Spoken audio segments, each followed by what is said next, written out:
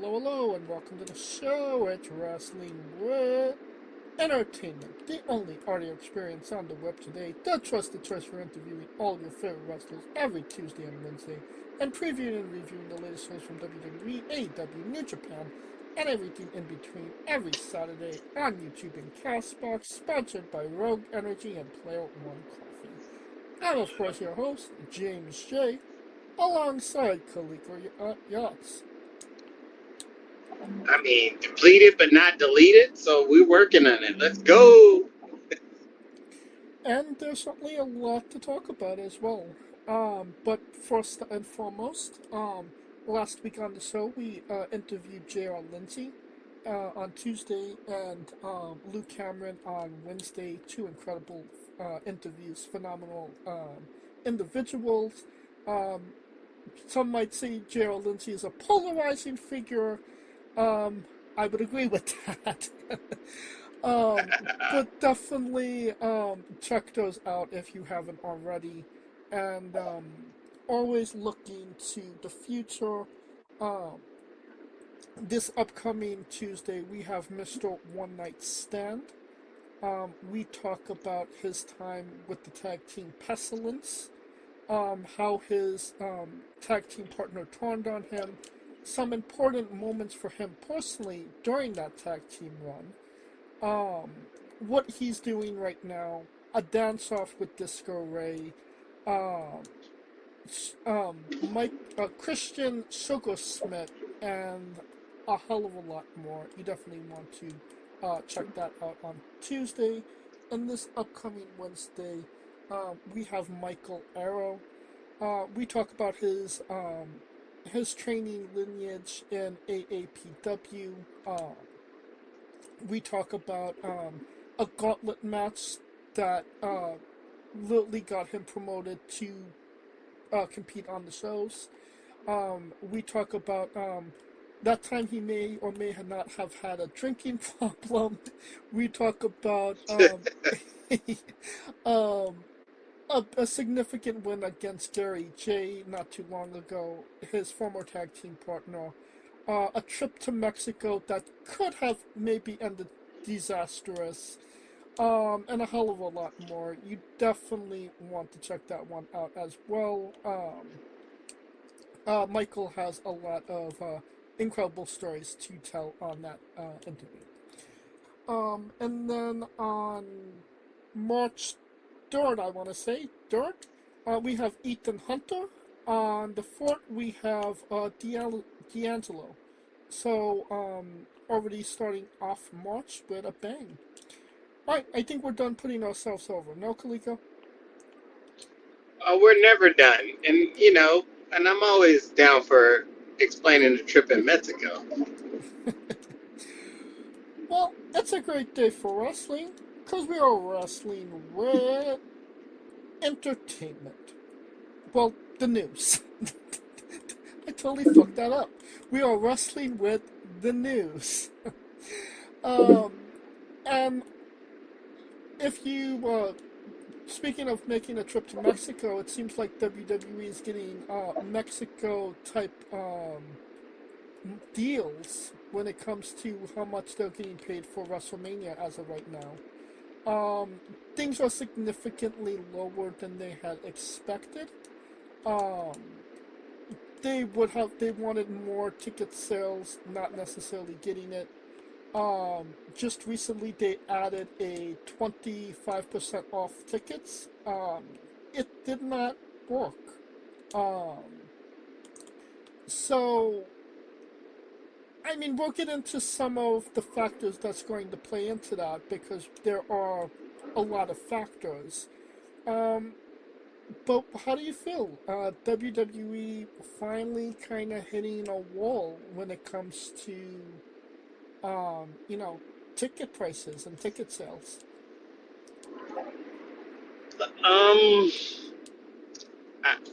As a person that frequently goes, it's not about hitting a wall more so than fans have hit a tipping point.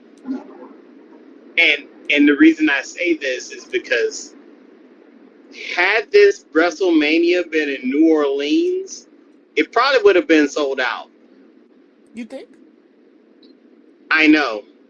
And the reason I say that is because New Orleans is nothing but it's a cheaper version of Vegas without the gambling.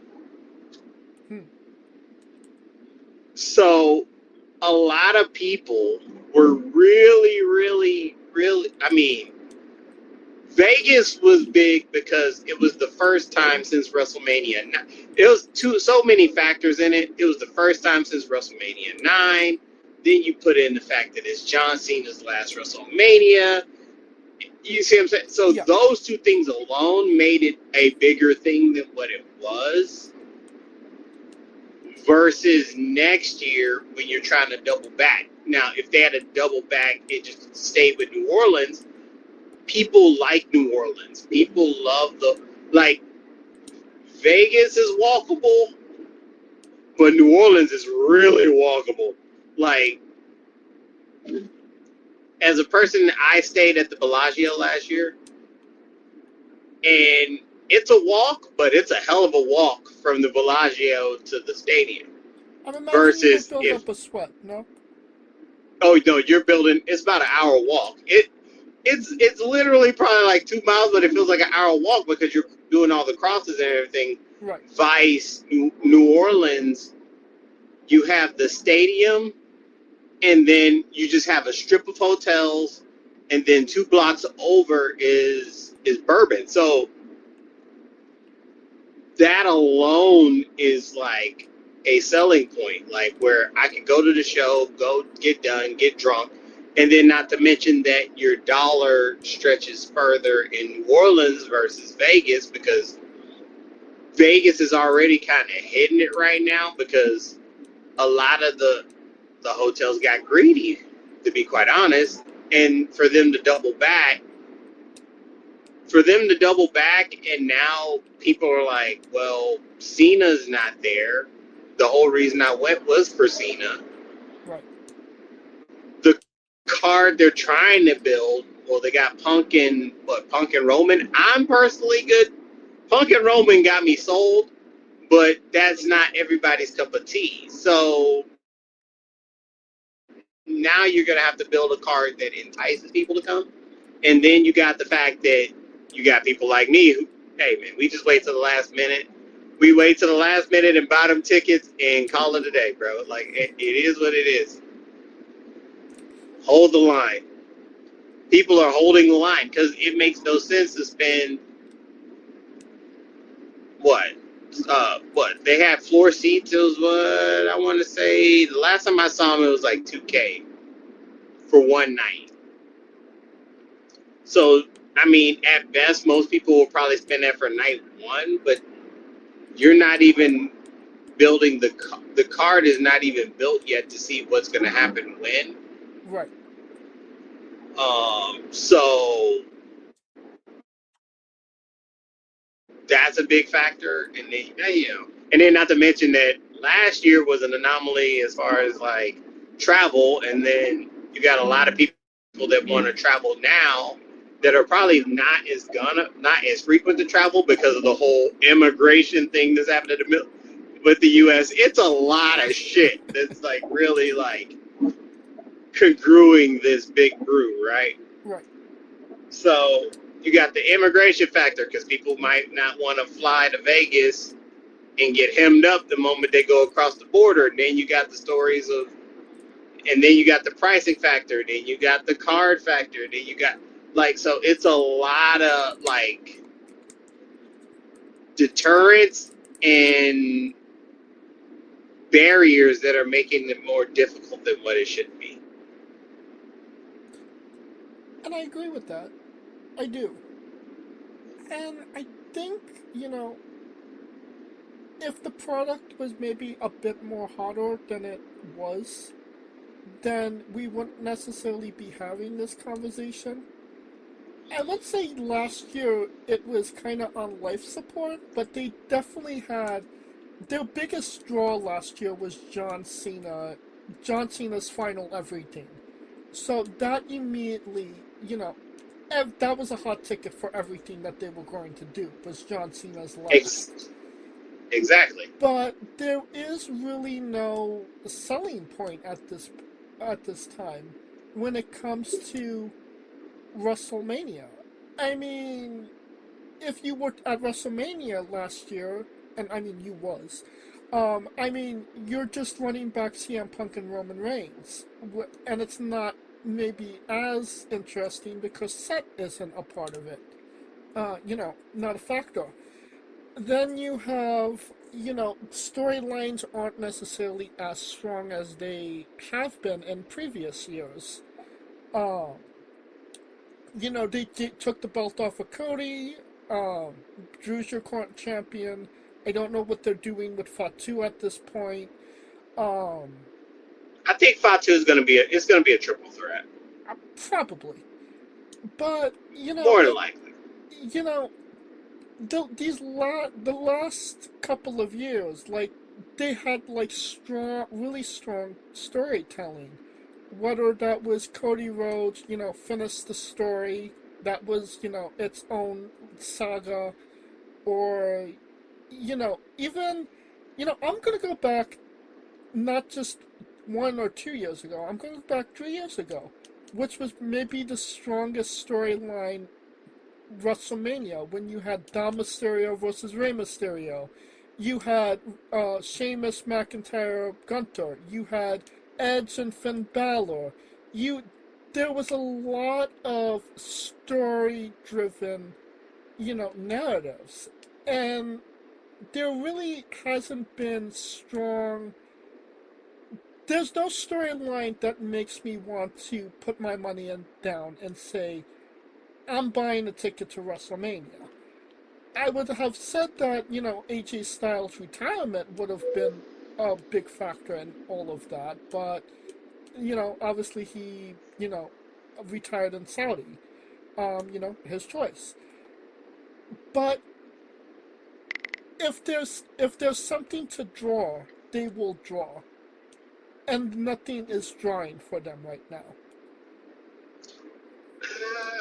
I mean, to me, the Punk Roman sells for me personally because of the fact that issue never got resolved.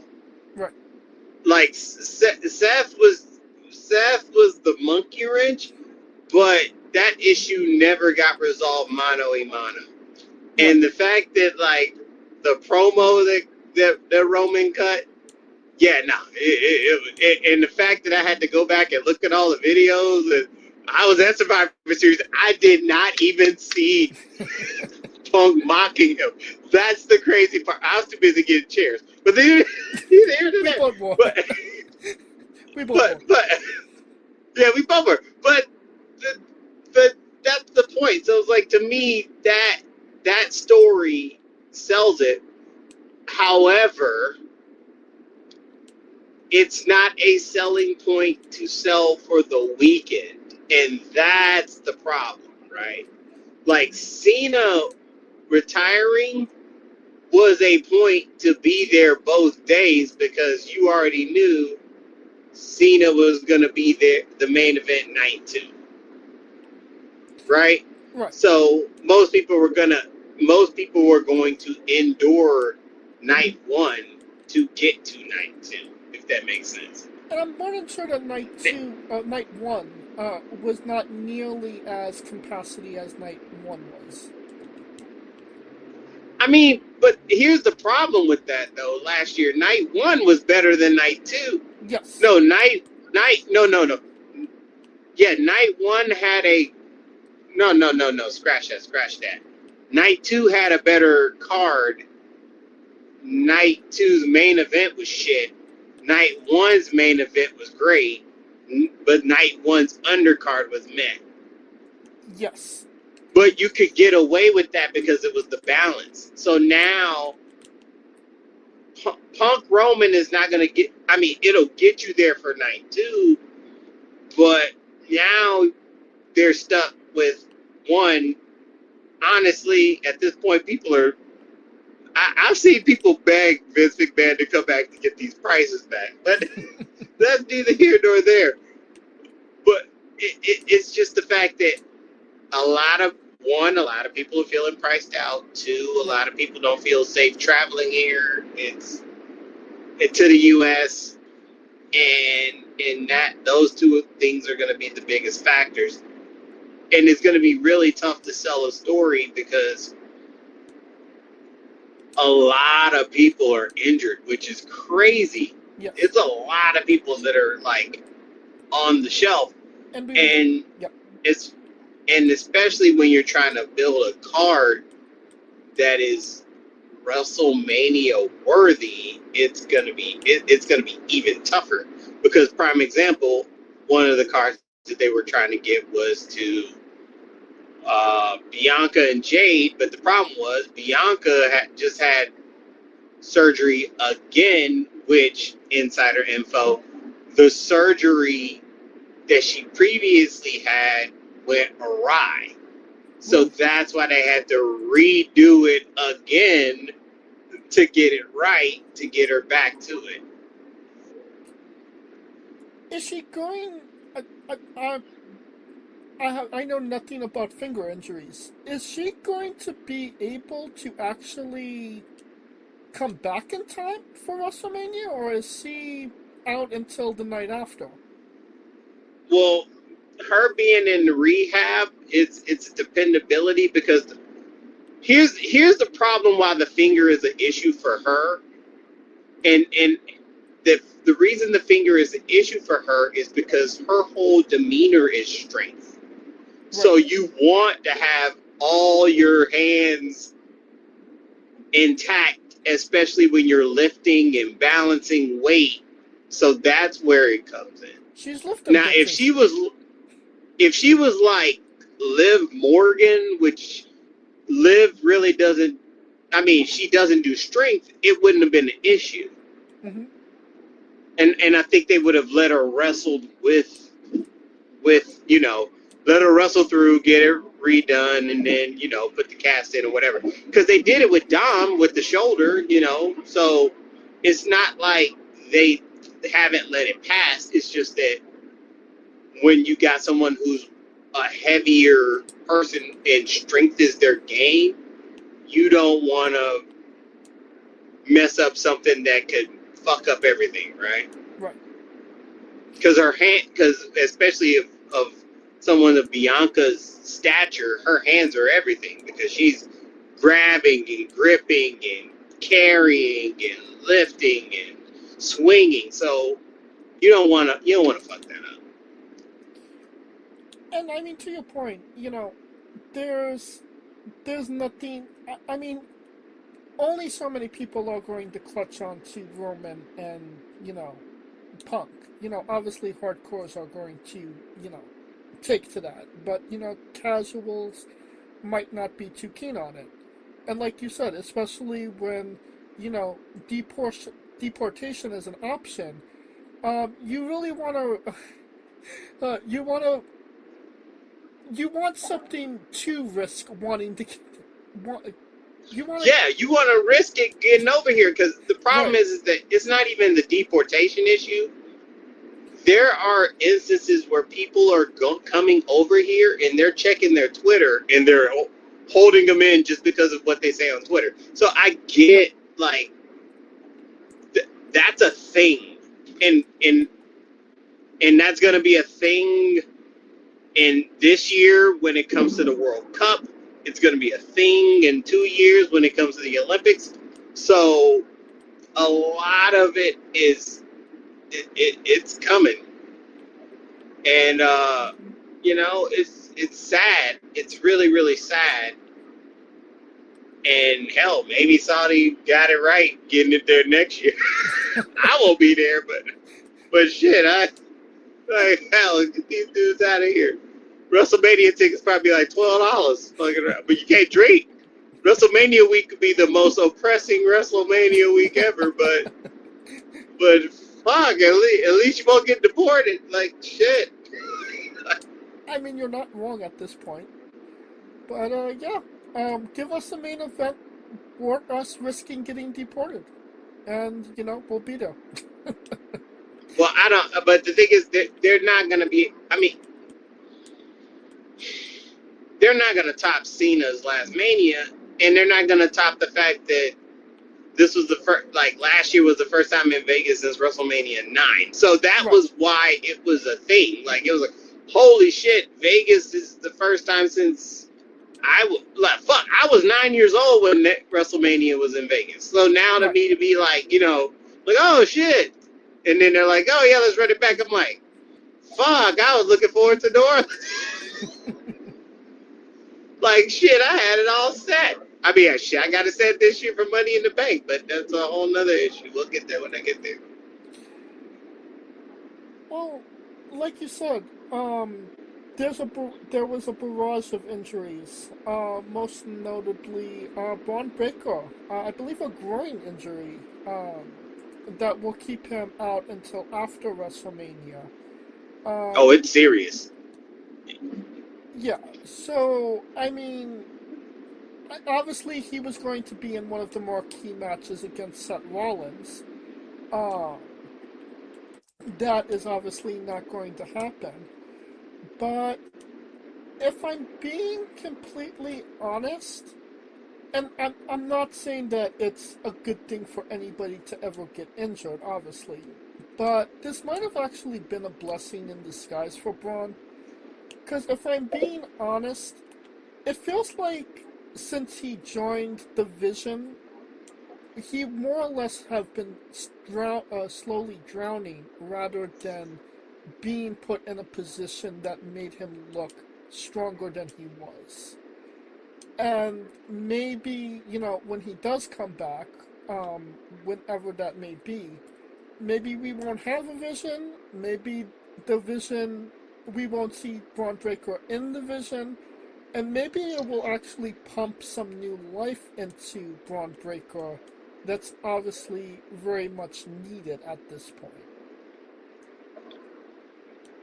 I mean,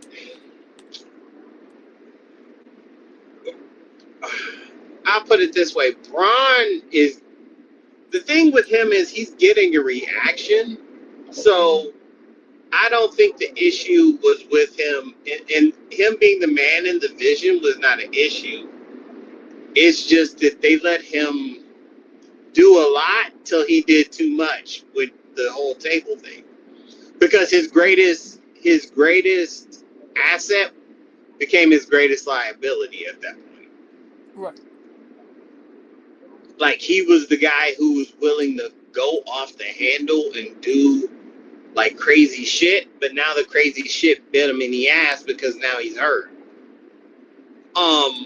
I still think that they have plans for him this year, depending on what's going to happen with the groin. However, like I said a couple weeks ago, and as you can see, they are starting to deal with the four that I mentioned very heavily. So don't get it twisted. Like this, just his departure is setting up a lot to get those new faces introduced to everybody. Right, because obviously Obafemi is making, waves, and Javon Evans is going to be in the Elimination Chamber. And Tripp, I mean, honestly, you could put him in the main event of WrestleMania this year, and I don't think a lot of people would bat an eye. They won't. Hey man, he cut that promo saying Sami Zayn breath smelling like 10 pounds of bounce that ass. That shit had me dead. I ain't even gonna lie to you. That shit had me gone. I was like, yo. And to be frank, I saw that dude at Wale Mania in Dallas. What was it, 38? Man, I was like, damn, that dude tall as shit. And now look at him. 10 pounds of bounce that ass. Well, Roxanne got her ass bounced. She is also on the injury reserve list at this point. Which, I mean, again, not the best time to get injured. Um, she has, she had something, she's had surgery on something in her back called Bengin mass. I could be totally mispronouncing that. What, Um, benign? benign mass? Benign mass?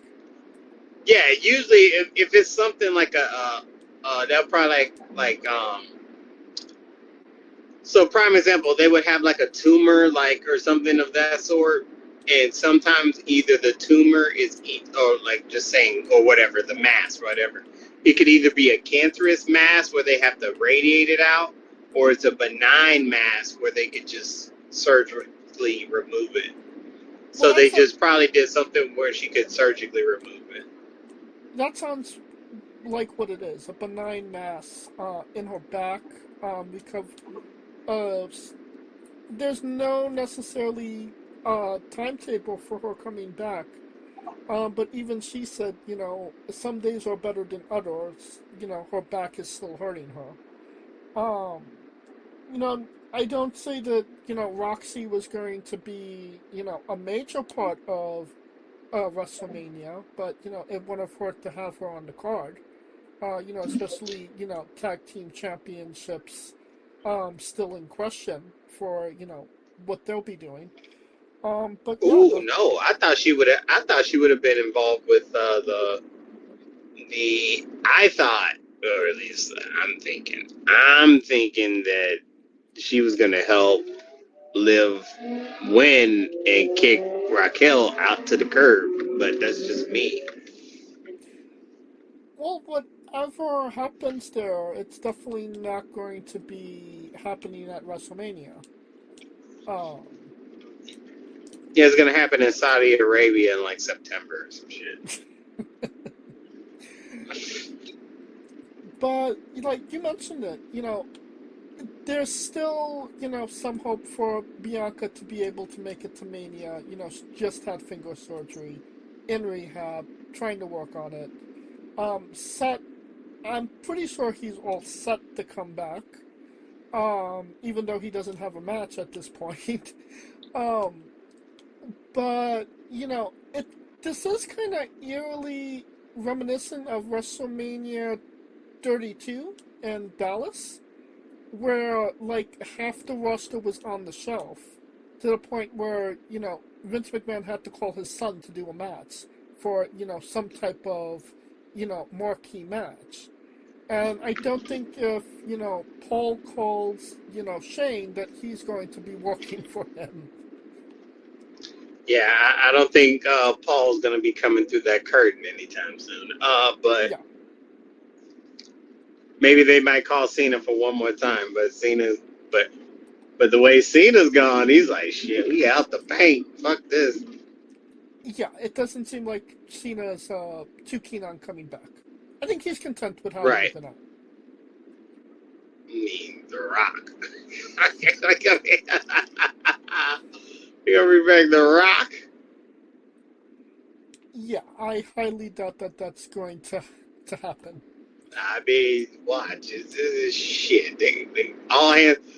Next year, The Rock's gonna be there. It's all hands on deck next year. But Oh yeah. anyways, Mm-hmm. uh, but for now, I mean, right now everything's in flux. You got a lot. I mean, but you got a lot of injuries. Yet you can still make some things connect the dots. So I mean, I'm not giving up hope on the card. Right now, you only got the main event, and it's only night 2. So once they figure out what's going to happen at Chamber, I think that's when the dominoes may fall. Because hell, Javion might be going against Drew McIntyre. You never know. Shit, fuck around with this shit. Like fuck. Like Yeah, in a match with shit. Randy Orton and Cody Rhodes, Javion is going to win. Come on, Kaliko. I mean, Fatu, he still got some receipts though. I mean, if It ain't gonna be Orton. Orton's not winning. I'm just letting you know right now. You can cut that shit to the cord. I mean, he might win. Cody ain't. No. Randy is not winning. I mean, wouldn't you say it's an attraction if seeing Randy Orton go for his 15th World Championship? If they had cared that much, they wouldn't have put him with Joe Hendry last year. Well, I mean, there was a specific reason why he didn't. He was with Joe Hendry last year. He was supposed to go against KO, and like at the last hour, they had to pull KO because he was injured. Which, I mean, I hope he's coming back. So, but it's looking grim. But that's neither here nor there. Yep. Well, but yeah, no, Randy's not winning that shit. One of the rumored matches as of right now is LA Knight versus Brock Lesnar. I mean, which low-key makes sense because, obviously LA Knight is in rivalry with The Vision. And, I mean, I'm sorry, but a match between LA Knight and Bronson Reed or Austin Theory wouldn't necessarily sell tickets. And we've already seen LA Knight versus Logan Paul. So, I mean, Brock Lesnar has a low-key, alliance with The Vision. So, I mean, that does make sense. Alliance is you heavy emphasis on that word. You're putting a lot of weight on alliance. Yeah. No, I agree. But I mean, if Paul Heyman asks Brock Lesnar will do it. So, that it makes sense to some degree. I mean, a lot of people online was somewhat upset about it because a lot of people do want to see LA Knight in a big title picture, but I don't think that that's happening this year, for obvious reasons. I would say that fighting Brock Lesnar at WrestleMania would be LA Knight's biggest match to date. No? I mean, he's at the Chamber. He's got a shot of winning. He's got a better shot than Randy Orton of winning. Do you honestly believe that he has a better shot of winning than Randy Orton? Yes. I don't know about that. The way that they treated him at Royal Rumble, it seemed like they did not give a fuck about this guy. The sun is setting on Orton, bro. Like, oh gosh, the cake is baked on Orton. So at this point, to me, the only thing I can, oh gosh, somebody smashed. Oh shit! Sorry, I just saw like this whole head-on collision in front of me. Anyways, but Orton's cake is baked. I mean, LA Knight has a better shot to me. If he's not winning the Chamber, the fact that he was in the final two and Money in the Bank, it screams that they're there. They just don't want to pull it because either they fear that he's going to be like this bigger star. Because WWE has this thing that they want all their stars to be no bigger than the company itself. Does it make sense? Kind of like how the UFC kind of runs. The UFC is this thing, but they only have a couple of outliers that are bigger than the UFC itself. I think once they get that head out of their ass and start putting people like into the mainstream, like a LA Knight who's a good talker, he can talk, he does good wrestling, he's connecting with the crowd. He connected with the crowd even with the people not really wanting him to connect with the crowd. So to me, He's got what? Like what that Steiner math? 1/6 of a chance, just as much as everybody else. Probably got more, 2/3 of a chance with Randy Orton only having a 10% chance. So I mean, Wow, you are just shitting on Randy Orton tonight. I'm not shitting on Randy Orton, but I just think that he's just there to be the veteran. Javon is not winning as much as I think he could, but Javon's odds are better than Orton.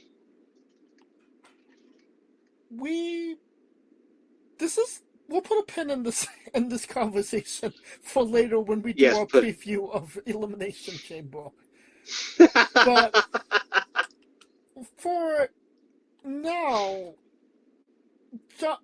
LA Knight versus Brock Lesnar. Do you think that that's a big match for LA Knight, or do you think that they could have done something more with him?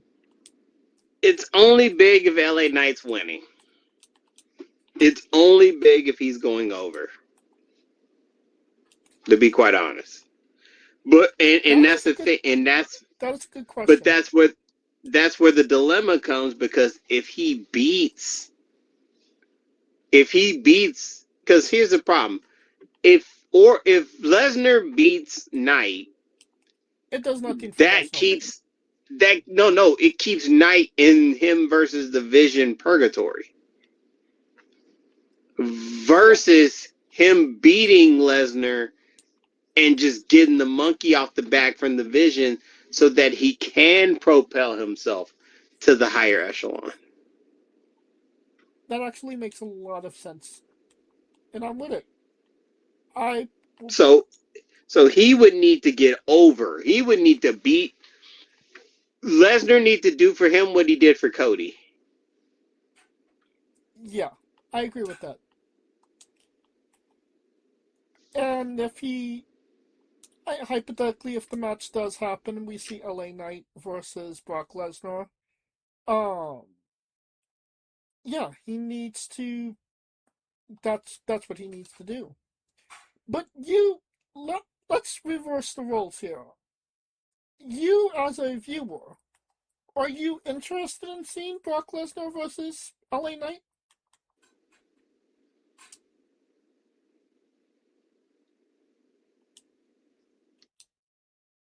Kaliko? Oh, hello? Yeah, there we go. I'm here. There you go. There we go. Take two.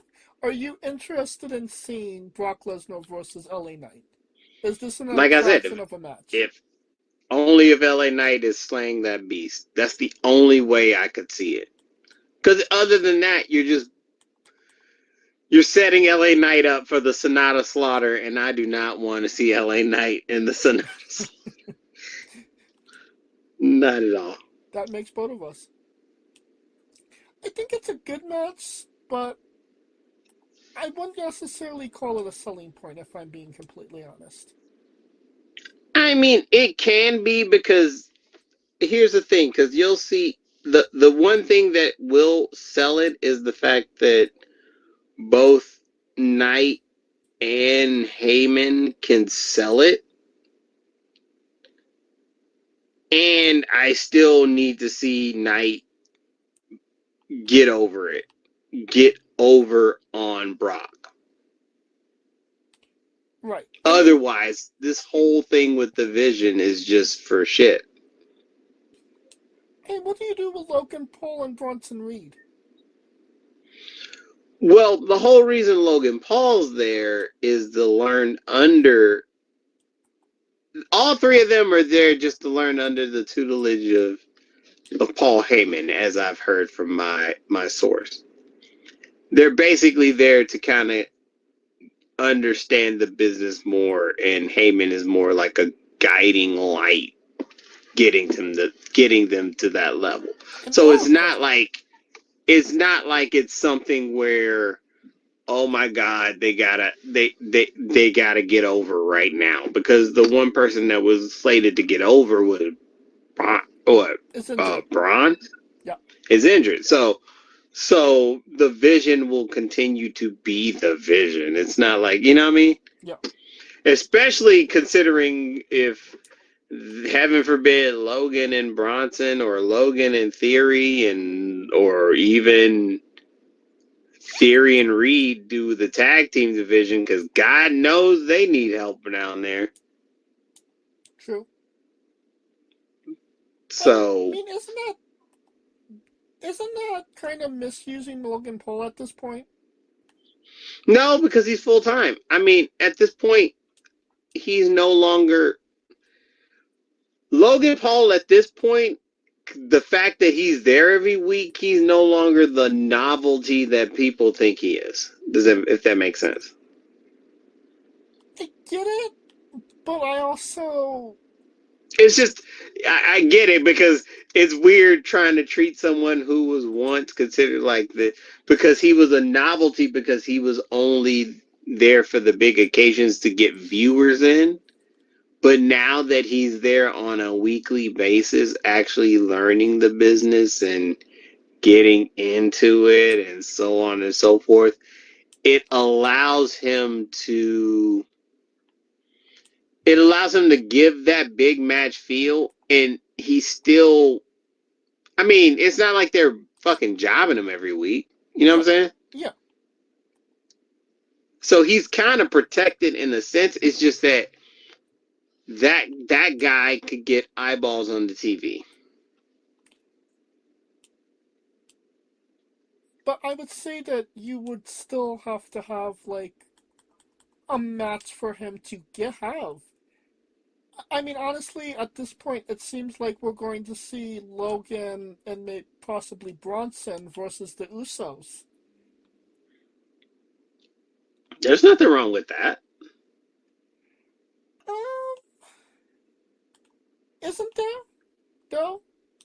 I mean, you have two people that are were marquee main eventers at one point. You have somebody that beat Roman Reigns, and then you have Jimmy Uso. Hey, don't disrespect Jimmy. I mean, his only accolade was taking out the women's world heavyweight champion. I will not take this slander, sir. How dare you? Hey, I will not tolerate the good goddamn name of Randy Orton. I'm not slandering Orton. I'm going off me. Okay, how about this? Truce. We go. Let's truce it out. Truce it out. I won't slander Orton if you don't slander Jimmy. Don't do Jimmy like that. I mean, don't get me wrong. I get your point. The thing is that, like I said, that tag team needs a boost. So why not put them against the Usos? Usos are proven main eventers. Logan Paul is a guy who's still, as much as he is good, he's still got a ways to go. Put him in there. And then let's say if they fight, I wouldn't be surprised if Bronson and Logan won. I would agree with that. Because my thing is this: if you're going to have LA Knight beat Lesnar, then you have to counterbalance that with them winning, so that way, hey, Lesnar may have lost, but the fact that we got the titles keeps a reason to keep the vision going. Right.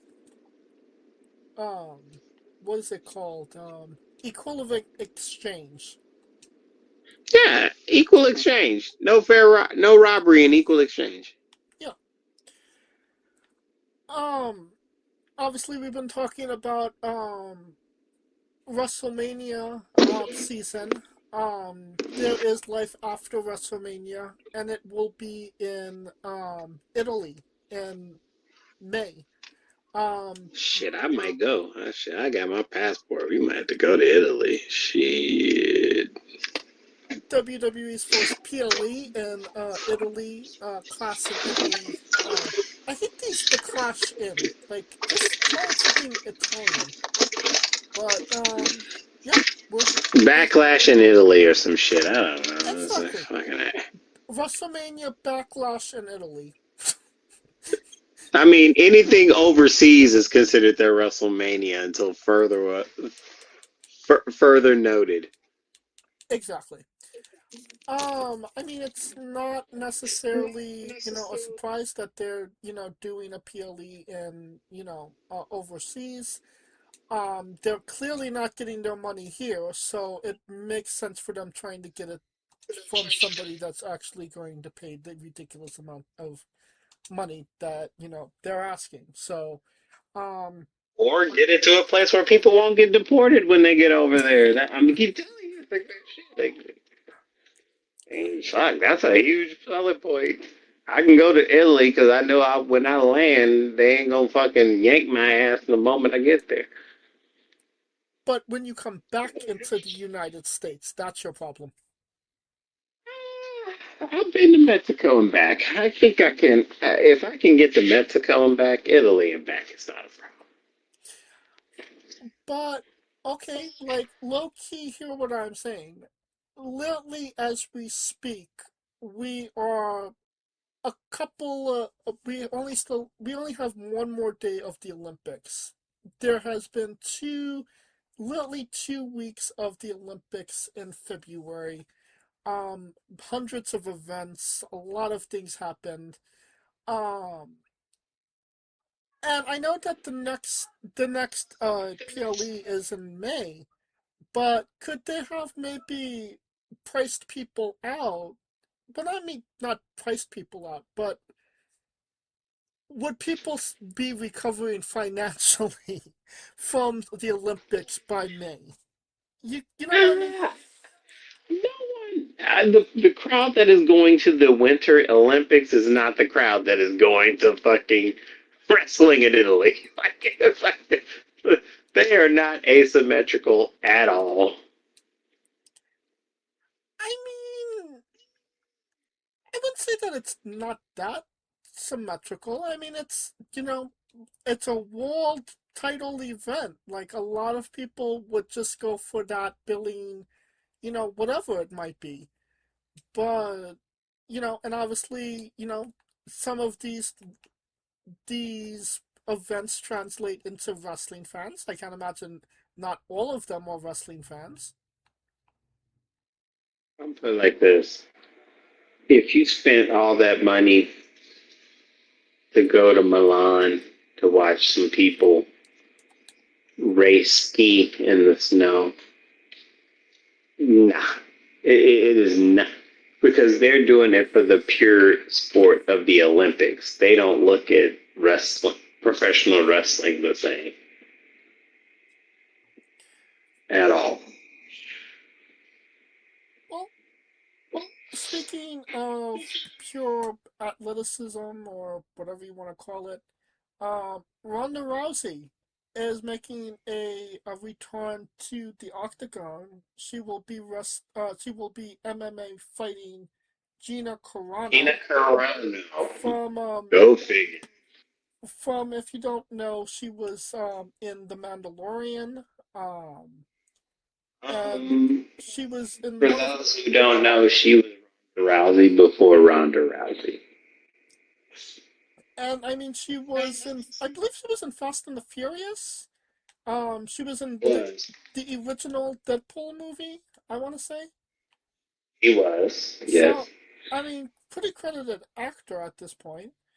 Um, Credited actor, but they both see here's the thing. So, but as a person who follows this MMA thing, fair enough. Gina, Gina Carano was the Ronda Rousey before Rousey, and they wanted her to fight either Rousey or Cyborg, and clearly it didn't happen because back then the UFC, when Carano was fighting, the UFC women's division wasn't a thing, and Cyborg was like this thing that Carano wouldn't. It was impossible for them to fight because they were with two different companies. And Really? then UFC was like, "Oh, we're gonna make a women's division, and we're gonna build it around the 2004 women's judo champion, which at the time was Ronda Rousey, and she became what Gina Carano was, which was like this super mega star. Da da da da da. The only difference is that Rousey parlayed it to wrestling. Carano parlayed it to a movie. Although Carano kind of fucked her shit over because she kind of had these right wing views that kind of went around. But these two people were destined to fight it eventually. And now it's on thanks to Logan Paul's brother, Jake. He's Jake Paul is putting on this fight? Yes, through his promotion, yes. Interesting. Yeah, funny how they always get to the money. I don't know what it... I mean, I'm not necessarily an MMA person myself, but that is something that does interest me. And if I had to call something, knowing nothing about MMA, I would say Gina Carano would fuck Ronda Rousey up. But no. That's just my opinion. Oh, no. Now, I think this fight is in Anaheim. I could be wrong, though. Interesting. I want to say it's in Anaheim. Hold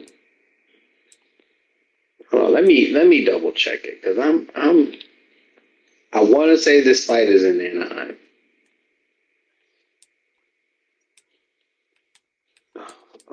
It's on August. No. It's May 16th. Oh, it's in LA, so it's at the Intuit Dome. Yeah. We might be able to make a trip, but anyways,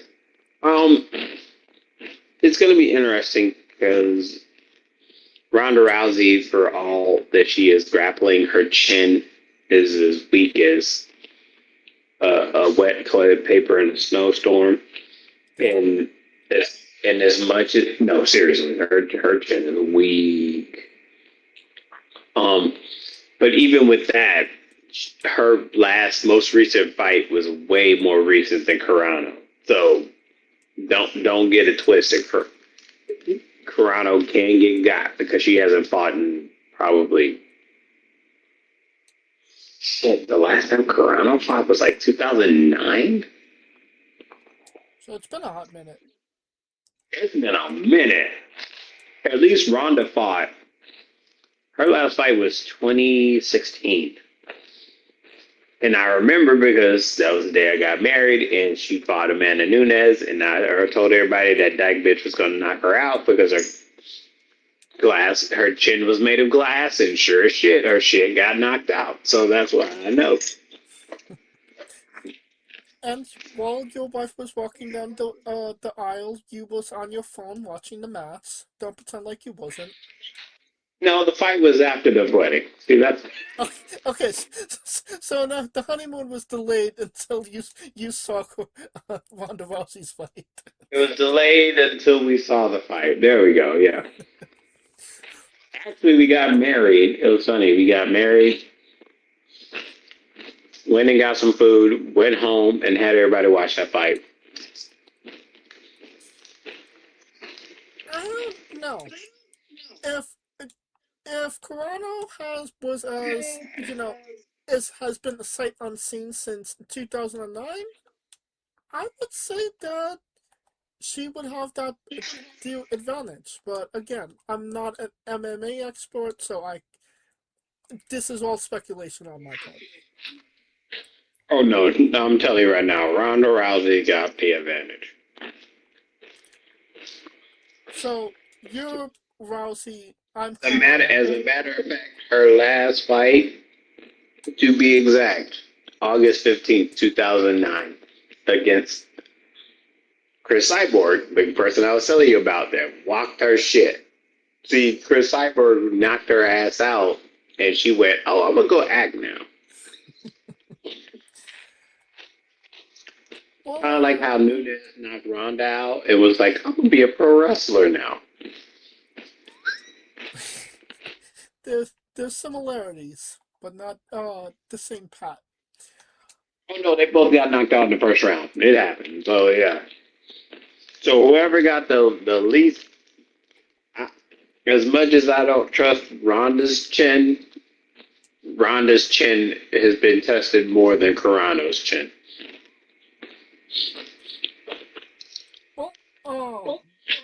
somebody's shin has been tested as well, but and that is a one Chris Jericho.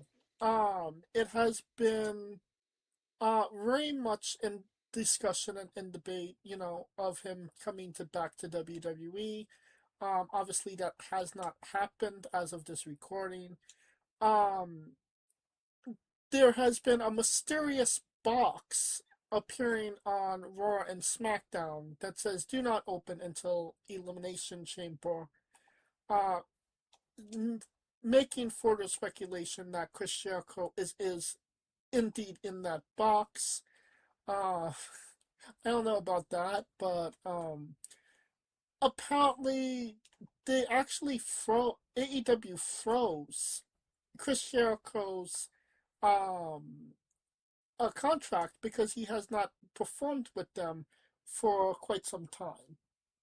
So, um, Tony Khan could be, I don't want to say burning a bridge with Chris Jericho, but he's definitely holding him maybe more than he necessarily needs to. Whether this is actually true or not is up for debate. Uh, we've seen this kind of happen with other wrestlers, obviously Rusev, Andrade, Ray Phoenix. So I mean, it is very much up in the air whether or not this is true or not. But your speculation is Chris Jericho being held by the AEW, or do you think that he's just kind of delaying the inevitable WWE run? Until it happens, it just feels like this Chris Jericho to WWE thing is going to be like going to the strip club and trying to get that one table dance and it ain't happening. That's what it feels like. Because everybody's just like banging on it to be Chris Jericho. Because remember, oh gosh, he was in Saudi Arabia. He was on the thing in Saudi Arabia. He was on what was it? The what the fuck? The poster. Oh my god, damn, I'm on the poster and da da da. Yeah. People are so busy trying to be right that they're just not even trying to enjoy the moment. Right. Just let it happen. Just let it happen. If it happens, it happens. I mean, I agree with that. Whether we see him on AEW TV or WWE TV. But I mean that does further fuel the speculation. What's in the box? Do you think that there's an actual person in that box, or do you think that there's something in that box? Titus O'Neil is in that box. Will Titus O'Neil finally be over because he came out of a fucking box? As long as he doesn't trip over coming out the box, I guess. I wouldn't get my hopes high for that, but we shall see. Um, That's maybe. Over. somebody that might be in the box on his way to America is Kenny Omega. Um, Revolution is in LA in March. Kenny Omega is supposed to be on that card, but has not committed to that card because he has a video game tournament in the Rokigoto Sumo Hall in Japan. In the in for 2 days. So the Saturday and Sunday. Obviously Saturday the day before the paid preview, and Sunday obviously day of the paid preview. He's been working hard on trying to Advance. I was going to say get out of the Sunday event so he could just do Saturday and be on a plane to get to LA on Sunday, a red eye. Whether that happens or not has yet to be seen. But I would say that that would be a big dip for AEW if they don't have Randy Orton, Kenny Omega on their card. But what say you? Would it be?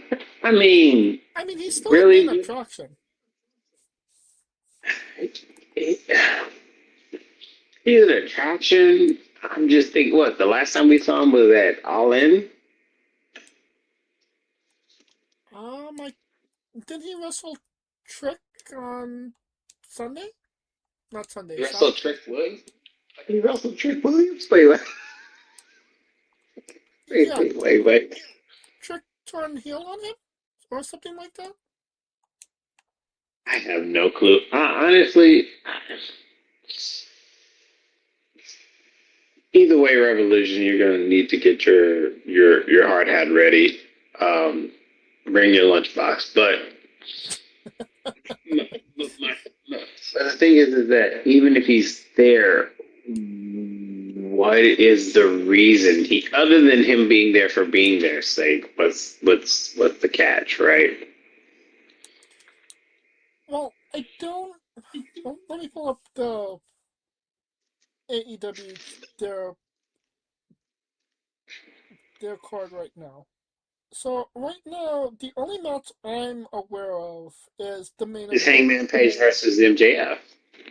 And the fact of the matter is, I seen Hangman Page wrestle MJF last year. They were literally the I mean, first match out. we've seen them wrestle a gang of times. No, Like but what? but I'm saying is I literally saw that match on that card last year. So I mean that's not necessarily a draw to me. But you didn't see it for the world title. Oh, Like that fucking matters. it matters to them. FTR versus the Young Bucks. I mean, I like FTR, but That's a collision match. I feel like that's going to happen tonight they, in Oceanside. Like I'll be there, but just saying, that sounds like tonight in Oceanside. the young. I mean, honestly, seeing that the Young Bucks is on this card actually makes me not want to go on this to this show. Dare you?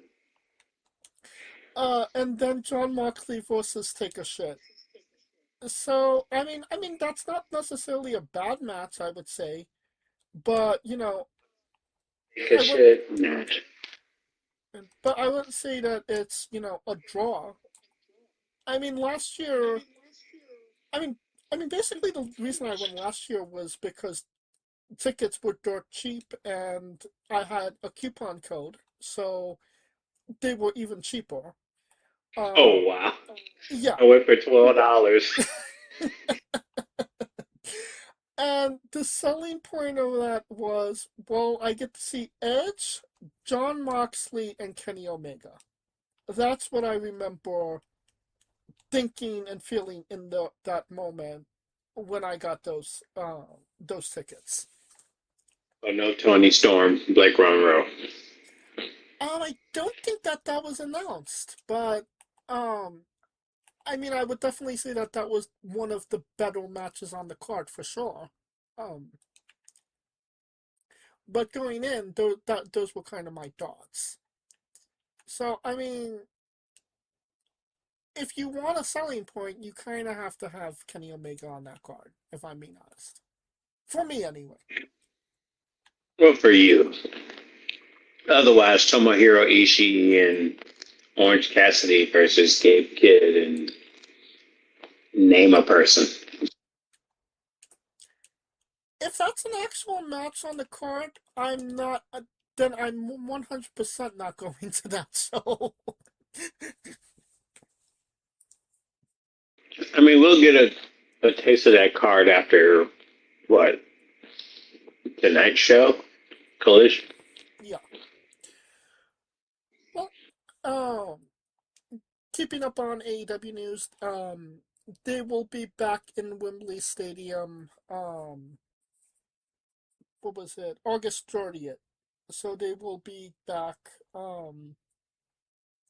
in Wembley. Whether or not how well that show does, if they have any pull in England left, we'll see. Um, I I don't think that you do. I think you book Wembley when you have a massive match already in mind and already set. You don't just go Wembley willy nilly.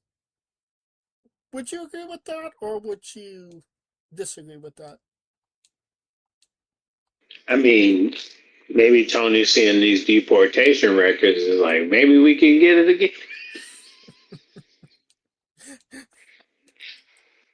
That's cold, but that's a calculation that I'm pretty sure that they're making. I don't. I don't think that that has anything to do with it. Well, but then again, keep in mind, his dad owns the Jaguars. The Jaguars are basically a de facto England team, so he kind of has an affinity for Wembley in England. I suppose. Um, Maybe one of the people on that card will be Casey Lee and Jessica McKay, who are officially all elite. Um, for anybody that's unaware of those names, what was her name? Billy. Oh, it was Peyton The Royce and Iconics. yeah, the Iconics, Billy Kay and Peyton Royce. Peyton Royce. There you go. From WWE, they are now all elite. I think it's a good addition. I mean, obviously they need tag teams to kind of fill out the tag team division. Is it going to move the needle? Absolutely not. But I would say that they'd be a good addition for some. I mean, if you put them with Holly Cameron, I think that that would just be a riot. Basically, the female Three Stooges. Now I need to see that. The problem is they're gonna beat Harley Cameron. So that's the problem. Just because they beat Holly Cameron doesn't mean that they can't be friends with Holly Cameron. Do you think Harley Cameron is gonna be friends with someone who took the titles from him? Why not? I mean, she was friends with Sasha Banks for that like brief moment, if I seem to remember. I mean, that was because she was trying to get a title. See, there's a difference between getting the title and keeping the title. Well, maybe she'll befriend them to get back into the title picture. She better pull a Tony Storm if that's gonna happen. Hmm, we shall see. A But Tony Storm on Blake Monroe type shit. But that's about it. yeah, you don't think we're going to be seeing another Hollywood ending match, but that's remains to be seen. Um, a bit of news that I couldn't really transition well into, but it did happen. Jazz is now a coach at the Performance Center. Um, I would definitely say that she's a great addition to the WWE Performance Center and could definitely get, a lot of girls in shape. Even the guys um for that shape. Obviously, she ran Dark Pound Pro Wrestling with her husband Rodney Mack as well. So I mean, it's not out of the realm of possibilities that she's good at what she does. Um, so yeah, Jazz in the Performance Center. Kaliko, any thoughts? Somewhere they're like, please get the Jade.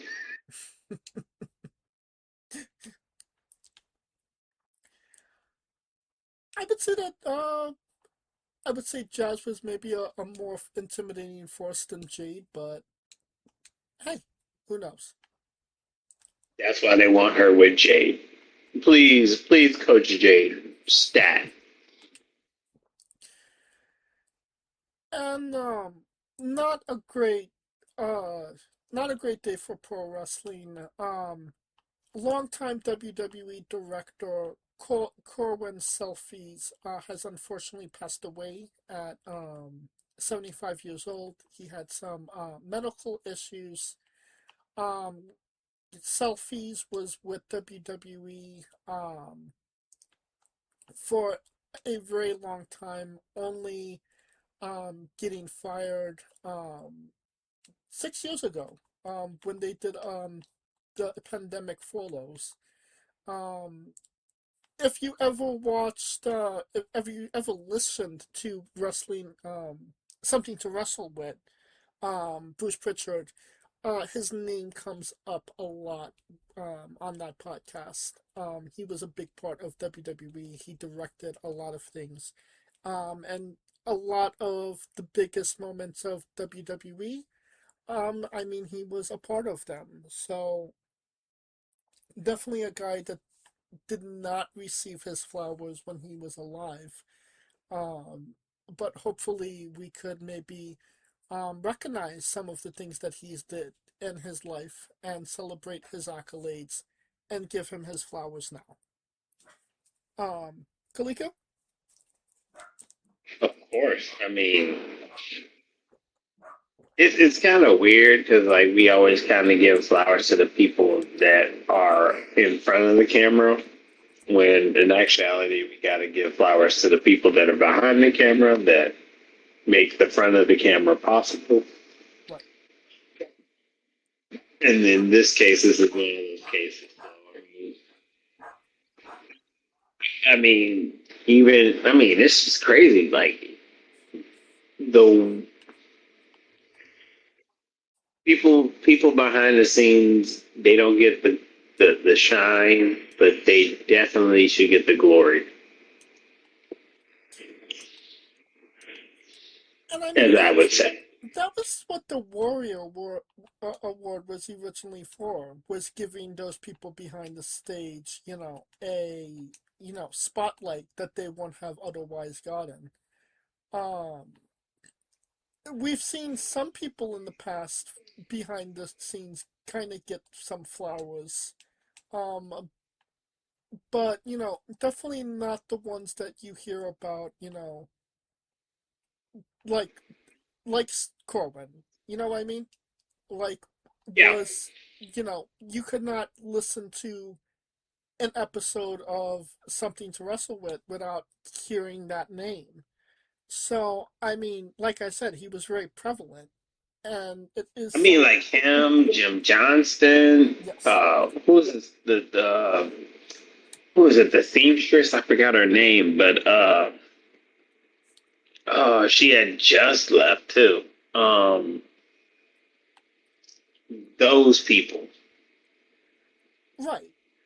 I mean, even to, as begrudgingly as I'd say, guys like Vince Russo, who was, prominent for the Attitude Era. Um, Brian Gewirtz, obviously wrote a lot of things that, is iconic at this point. Um, there's a lot of people backstage that WWE should maybe put, a spotlight on, and hopefully this will kind of give them maybe some leadway to kind of give those people a spotlight in their flowers in the future. I Um, mean, they got a celebrity wing. They should just do like a.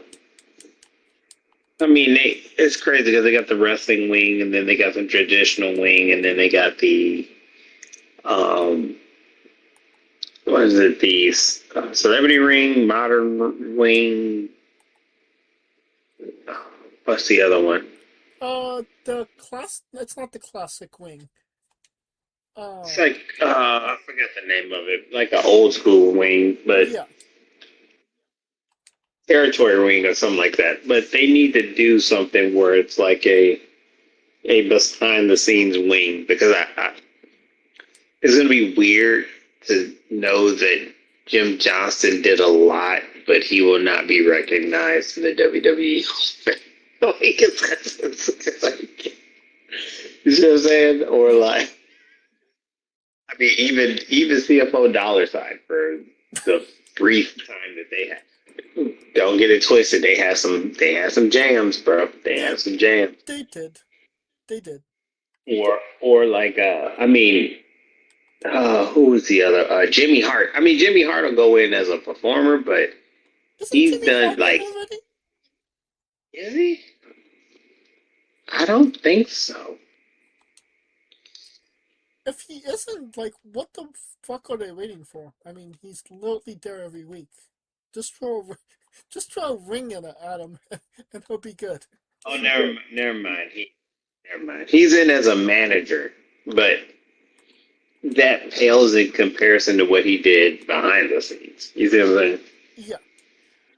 I mean, Because he wrote a lot of songs that didn't get credit. Like he gave up the credit for songs just because he wanted to make music. we even have, obviously he was up, in the spotlight, but uh, Howard Finkel is in the Hall of Fame. So, I mean, if Howard Finkel, like, some of these guys could, you know, they should be in the Hall of Fame. That is true, but we'll see. But then TKO took over, so God knows what the fuck. Yeah, unfortunately. So we'll see what happens there. Right. I think that's the last of our news. And now a quick word from our sponsors. So, Rogue Energy, the only gaming drink company in the world with 4 unique product lines to suit your task at hand, whether it be juices, shakes, smoothies, and everything else in between. Their low calorie, no sugar energy formula is the perfect alternative to sugar filled canned energy drinks and sodas. Their extreme formula provides the most energy, focus, and sports performance possible. Their hydration line offers focus, ingredients without the added caffeine. Drink it anytime you're thirsty. And their shake formula is so delicious.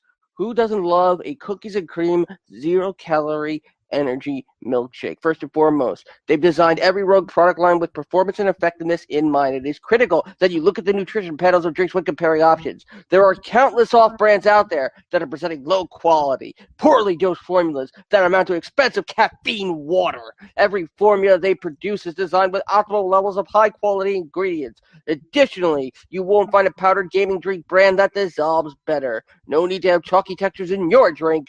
Their taste profiles are unmatched, specifically designed for gamers, athletes, students, entrepreneurs, people with hectic schedules, individuals with low energy, podcasters who can't shut up, people who are health conscious, and so much more. Great as both a pre-workout and as a coffee energy drink replacement. Specifically designed every Rogue product line to be the best gaming drink on the planet. Rogue Energy, more focus, more wins. use promo code WrestlingWithE for 10% off your next purchase. And we are wrestling with WWE Elimination Chamber. It's next Sunday or Saturday. I think it's Saturday. Saturday, it's my birthday weekend. Yes. Technically on your birthday. So technically. And yeah, it's on Saturday, February 28th. It's in Chicago, Illinois, at the United Center.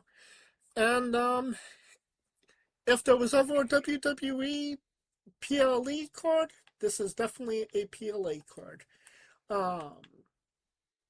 5 matches on the card.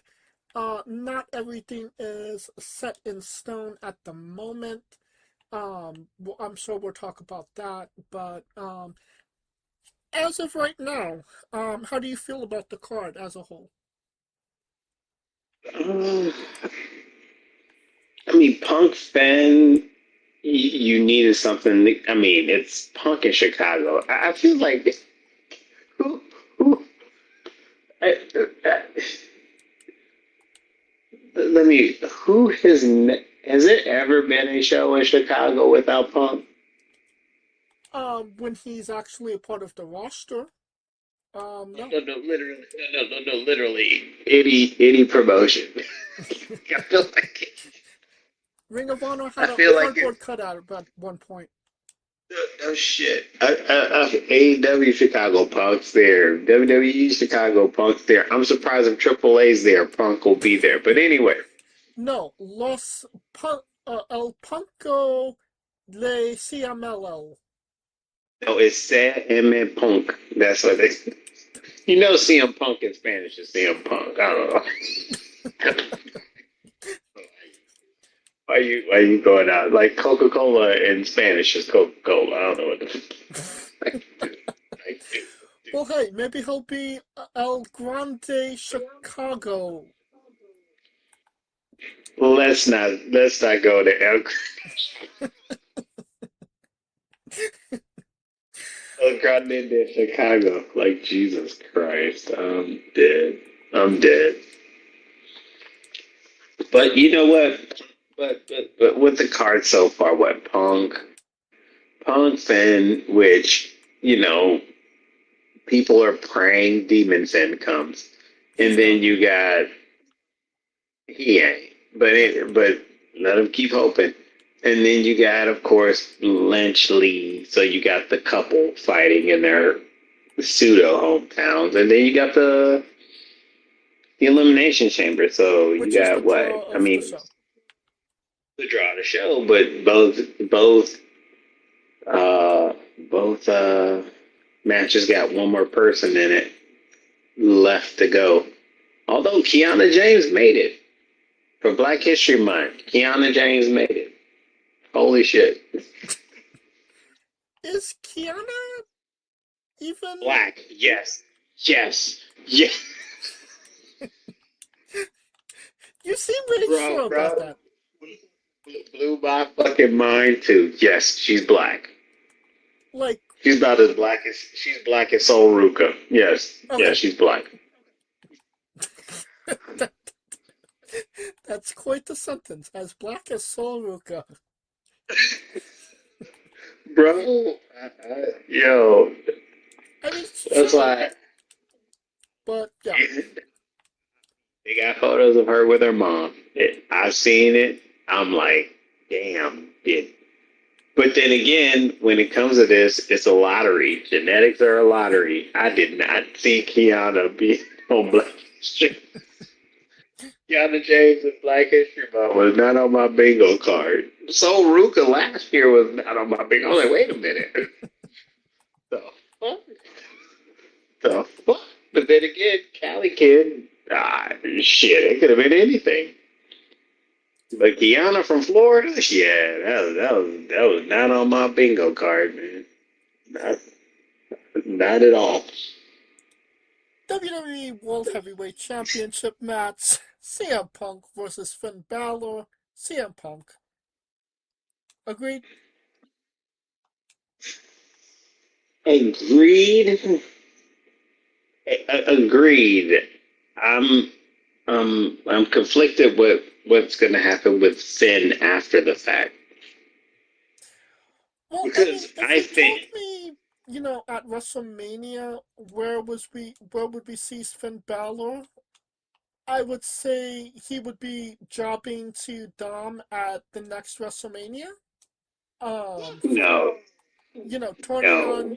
turning on Dom, and then Winning the Intercontinental Championship, because to me, turnabout would be fair play in that. If they were ever going to pull the trigger for a turnabout fair play, that would be it. But now it seems like Dom is on the back burner, and there's issues between JD and Finn, and obviously there's Liv is kind of in her own world at this point, with obviously what she's got going on. So Mm-hmm. I couldn't necessarily tell you. I mean, maybe Finn gets backstabbed. And I mean, but Finn's confused, though. That's why it's all jacked, because Finn got Liv in her ear, because Liv has been, that's been a beef, because both of them been trying to get each other kicked out of the Judgment Day. So that's a whole thing. And then you got Punk talking to the Finn that should have talking to the Finn 2016 Finn. He's talking to 2016 Finn. He's like, bring back that Finn. Right. And then Finn is dealing with the guy he trained who's trying to tell him, yo, I'm here to help. But Finn also understands that he wants to do it on his own. Dom is just kind of, not saying he's wallowing, but he's more or less like he's a leader. He's a leaderless leader. There we go.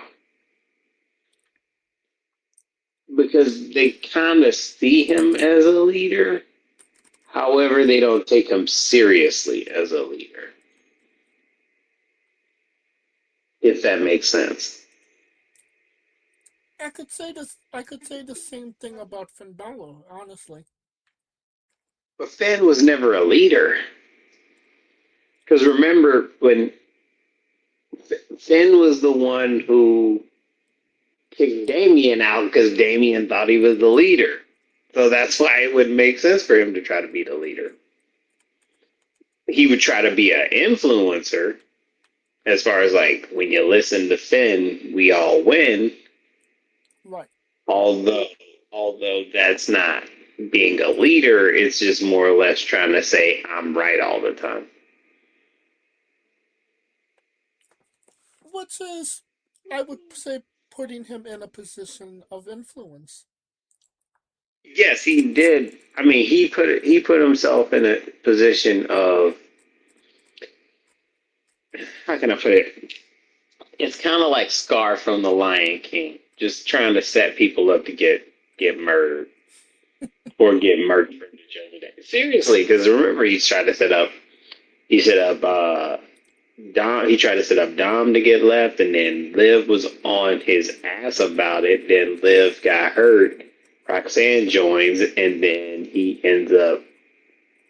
Liv ends up being pretty good buddies with Roxanne. So he kind of got what he wanted out of it. He just didn't get it on the back end and on the other side. Right. I mean, low-key, it feels like we're getting a Finn Balor face turn, if I'm being honest.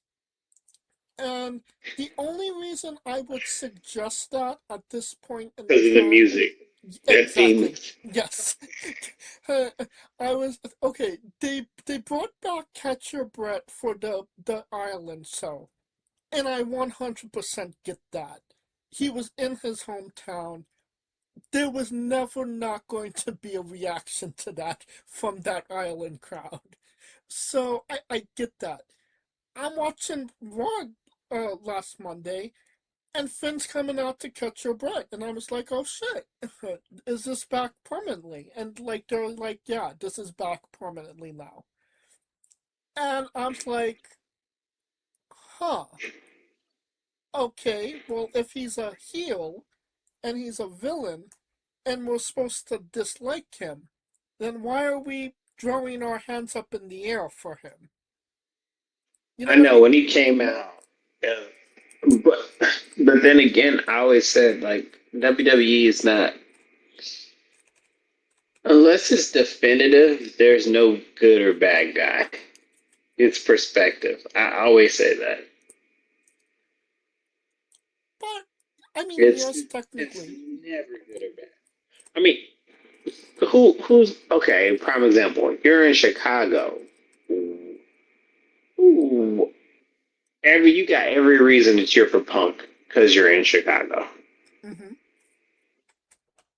Why would you cheer for Finn if you're Chicagoan?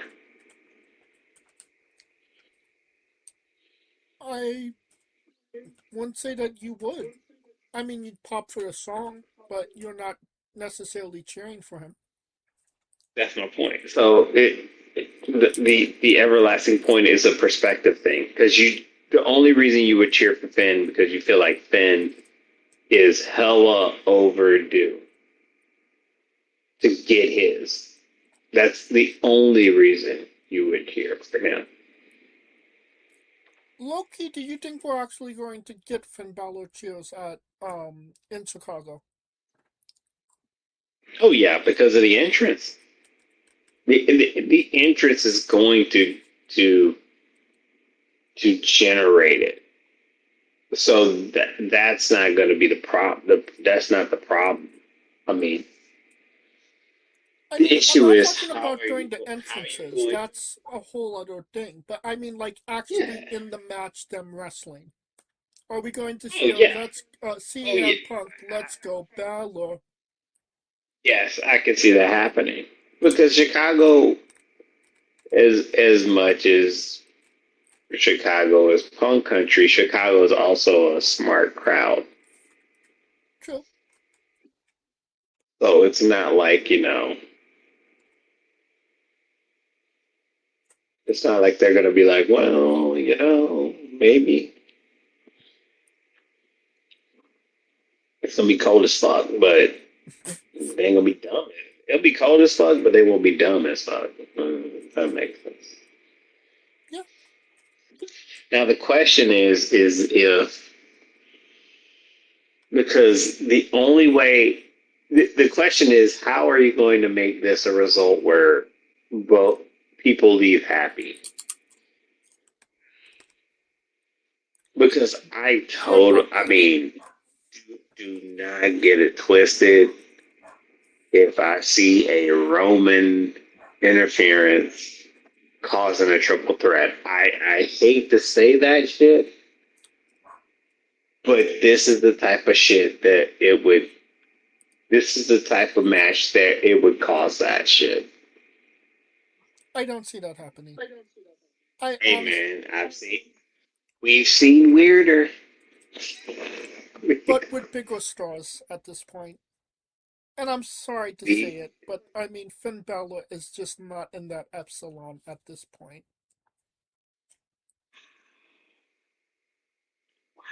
Even with Catch Your Breath.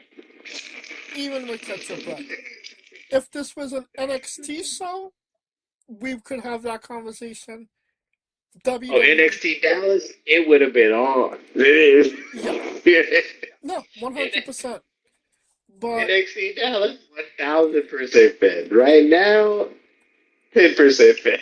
yeah. Well, and I'm being generous with 10%. Fuck. Alright, let's go to the WWE Women's Intercontinental Championship match. Becky Lynch versus Mrs. CM Punk, AJ Lee. Who wins, Kaliko? Am I the only one who thinks that this feud has been an inverse of what the fuck should happen? How do you mean? Because I feel like Becky should be the one that's like egging on AJ and not the other way around. Well, I mean, Becky has everything to prove in this match. You know, she's 0-2 against AJ at this point. He's got nothing to prove. Becky's proof is in the last 10 years. AJ has more to prove than Becky has to prove. But not in Becky's head. That's because of, I mean,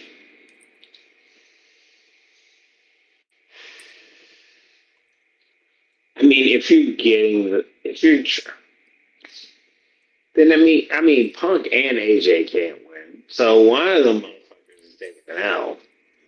So you're talking about equivalent exchange.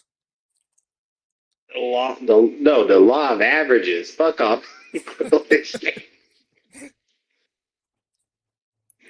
Like shit.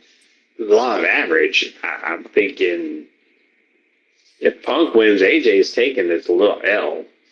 Or some kind of nefarious L to make it a Mania match. Because you got to get it to Mania, right?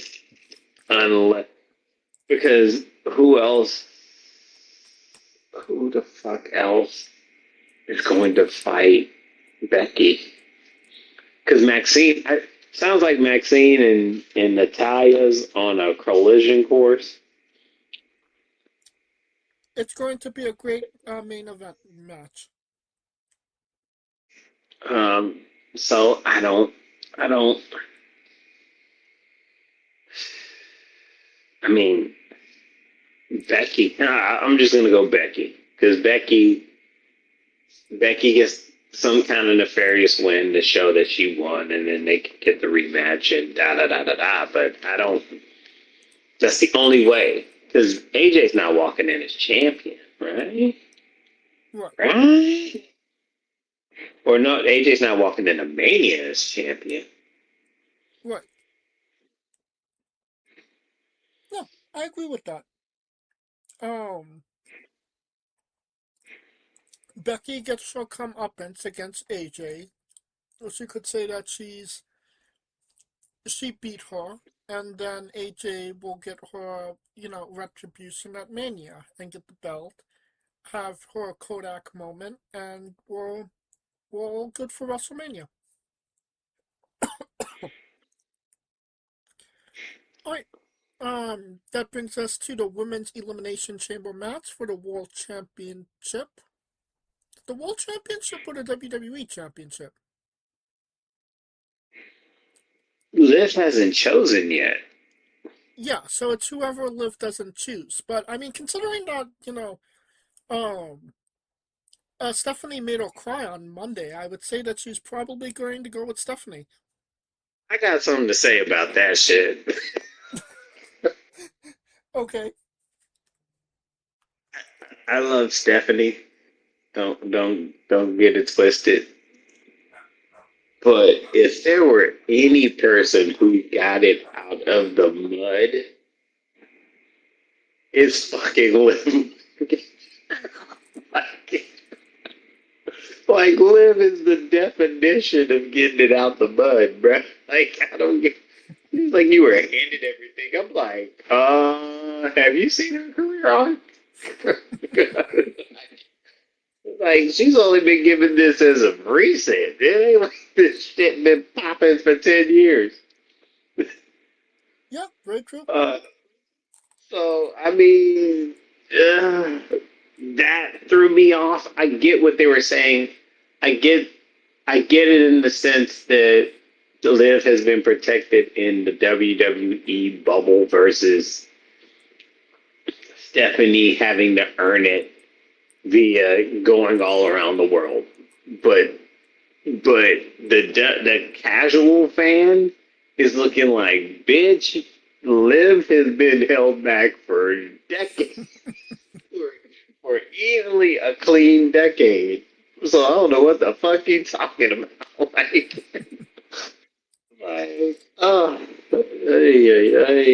The the the main thing that the words that stick out in my mind when it came to that promo from Stephanie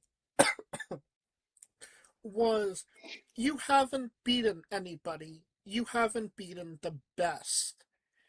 And I mean, you can obviously argue she beat Rhea, but what she meant by that was that you didn't beat everybody on outside of WWE to claim that you were the best to come into WWE.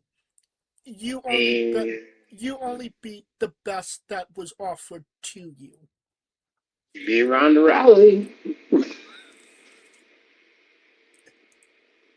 Yeah. This is kind of these facts are kind of disproving Stephanie a bit, but okay. It's kind of that's why I'm like, Yeah. like you haven't earned anything, and I'm looking like everything she's gotten has been earned. What the fuck are we talking about here? Like, people been clamoring like it ain't like if Stephanie was on like a 10-year run like Charlotte, I get her. I get your point. Her shit peak popped off what 2023. Like, what are we talking? I mean, A good 2025, honestly. No. I mean, actually, no, I'll yes. If give you're you talking about 2020. outside of WWE, then yeah, she held like 4 titles at the same time. Who, Stephanie? Yeah, No, I'm talking about Liv. Liv really didn't pop till like the Live World Tour. Because keep in mind, she came back and people were pissed that she had fucking Rhea. that was I 2024. mean, That was literally that right was, after WrestleMania 40. that's my point. She came back and did that, and they were pissed because she fucking, she fucking hurt Rhea. People were mad at her because Rhea got hurt. Yeah, like, like her shit, like her peak right now is at best a year, 2 years, at best 2 years. I wouldn't even say 2 years. She was out for a good bulk of 2025. Oh no, 2024 was her year. Let's cut the bullshit. 2024 was her year, and then 2025 she was getting there. Then she got hurt, and now she's back. So like, yeah, a good year and a half. Like, yeah, like this motherfucker was like Charlotte breaking Asuka's win streak and shit. Like, but but I digress. Back to the point at hand. A champ she has yet to choose, so it's a matter of Yes. So, these are our players. It's Tiffany Stratton, Rhea Ripley, Alexa Bliss, Asuka, Kiana James, and one to be announced. watch it, Charlotte.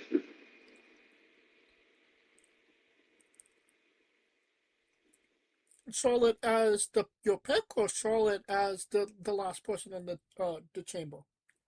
The last person in the chamber. Hmm, hold on. I mean, does Charlotte need to be in the chamber? To set up the Bliss Charlotte shit, yeah. Hmm. Well, I mean, let's go with let me start off with who we don't see in this winning this match, and that's Kiana and Rhea. How dare you? Kiana might win because it's Black History Month. You better stop. I You mean, better with that fucking stop. logic, Javon is going to win. I mean, but Trick Williams is in the match, so it could be either way. And then Cody Raheem Rhodes is in the match, so we got We got 33% chance. We got half the field. Yeah, it's 50-50 at that point. 50-50. So shit. Kiana is like 20% tops. Like, but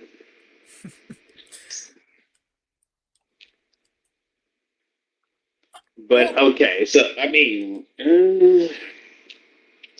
Tiffany Rhea. Well, it can be Rhea. Rhea's not winning. agreed. If Charlotte's in it, Bliss and Flair are out. So that gives you Tiffany, Asuka, or Kiana.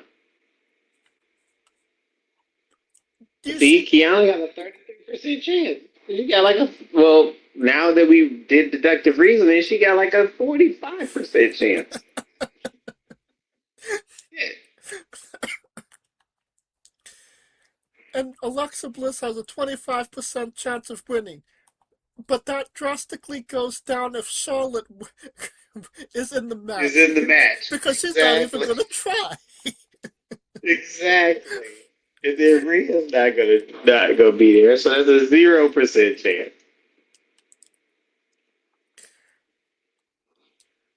But we don't know who picks who she's picking. I mean, it cannot be Bianca. If this was Bianca, it would. But Bianca won last year, and see that's the problem. Because even people think, oh, Bianca's gonna come back and win. Bianca came back and won last year. People forget about that. Yeah. I feel, So honestly, I I feel think this it's is gonna be cutting. Asuka. You think that they're going to be running back Jade Cargill versus Asuka?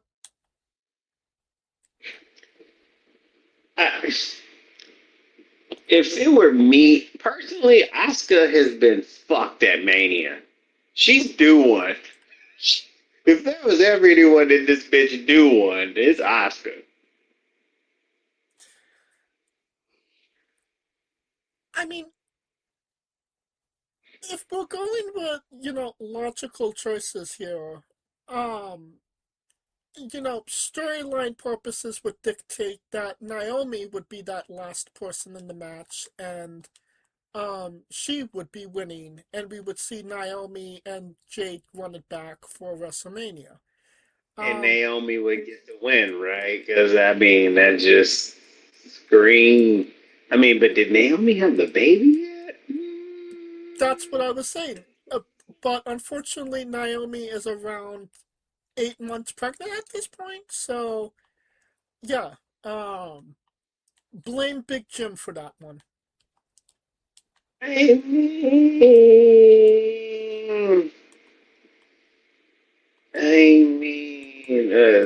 like, oh no, November 10th? I mean, it was August when she got pregnant, if I'm not mistaken. I mean, she was 2 months then. Fact of the matter is, she's definitely not going to be able to make it for WrestleMania. It's an 18-month mean, injury. it's a push. We push it. But I feel like this is really cut and dry at this point. It's going to be Tiffany. No. Why not? Why no? Because you just thought, I mean, because practically all the second half of last year was Tiffany and Jade. If Liv doesn't pick Jade, see, that's the other part about it. I mean, See, again, that Stephanie made her cry. I don't think that she's going to be picking Jade after that. Or she looks maybe like she the. made her cry. Maybe she made her cry so bad she picks Jade. You never know. But that would make It's TKO logic. Come on. Liv look like such a bitch for not picking. Like she bitched you out. She made you cry and made you run onto another brand. That's like. Lives a heel. She doesn't go for what makes her cry. She goes for what's the best opportunity. I mean, What are we talking? Last time she was a heel. I don't get this. What are we talking about here? I mean, if we're being completely honest here, there is no real easy choice here. You're in between a rock and a hard place. To be Stephanie's a fair, rock, yes, and that is Cargill's a true. hard place. Cargill's a hard place for the medics.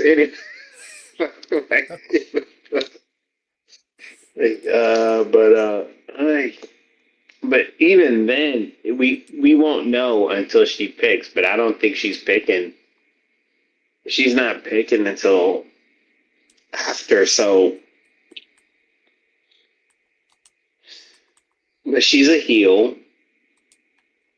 So if Jade is not getting picked, it would make sense to go Alexa or Tiffany, unless Charlotte is in this match, and it would be an Alexa, Charlotte, Tiffany. Oh no, Alexa, Charlotte, Jade. Sorry. Hmm. But if big if she picks Jade, I could see Asuka going against Stephanie. Low-key, that would be a banger. So that's why I'm like, because it would have to be the symmetry.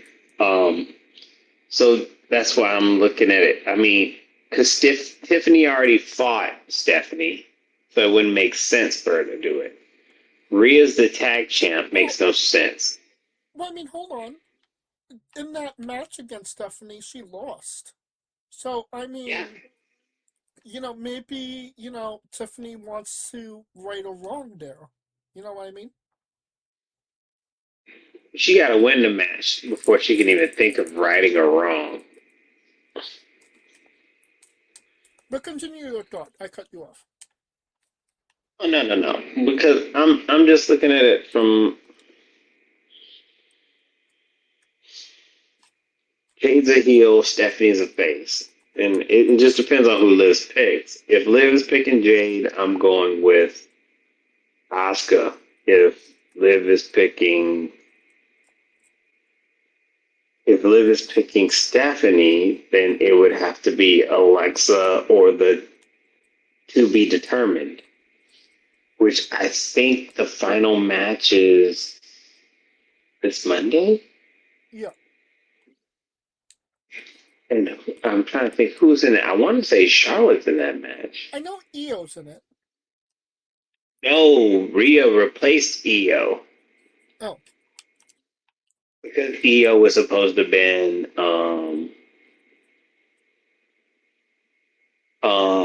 No, Io was no. supposed Hold on. It's Io Sky, Kairi Sane, and Raquel Gonzalez. Those are the three that's going to be in the match. Shit. Okay, now that makes sense. Okay. So then that means wait a minute, Io Raquel and Raquel's Kairi. winning. Yes. Unless Asuka crosses her the match and Kairi gets the nod. The only way that Kyrie would win is if Kyrie is turning on Asuka at the Chamber. Well, I mean, she kind of low-key did at Rumble. She eliminated Asuka. Yeah, but it's not there yet because even with Monday, they've still kind of So it's not. It's getting there, but it's not there. So the Chamber, Kyrie winning the qualifier and shenanigans happening at the Chamber would be one big ass inflection point, but that match screams Raquel though, because then you got the Raquel Liv drama, because now everything is bending on who Liv chooses, right? That would make sense. I mean, low-key, Raquel versus Cargill would be a banger if I'm being honest. It could.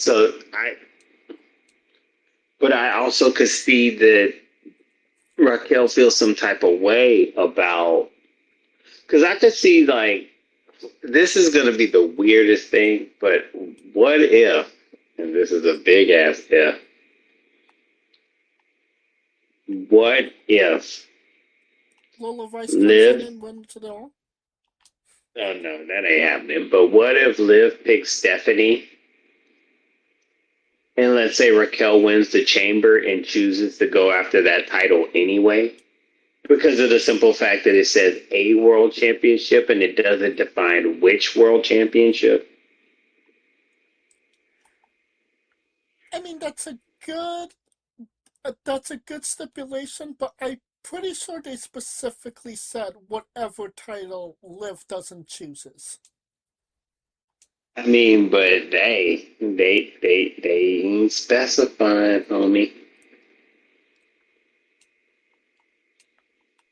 I mean, low-key, that would be That's the same way with the Money in the Bank. They didn't specify United States title, but there we were.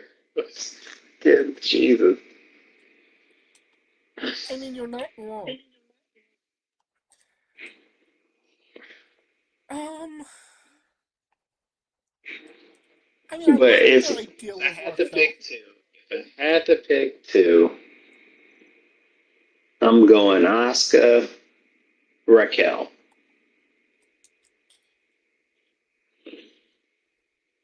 Those are the two I would pick. And I'm gonna go Tiffany Stratton, Raquel.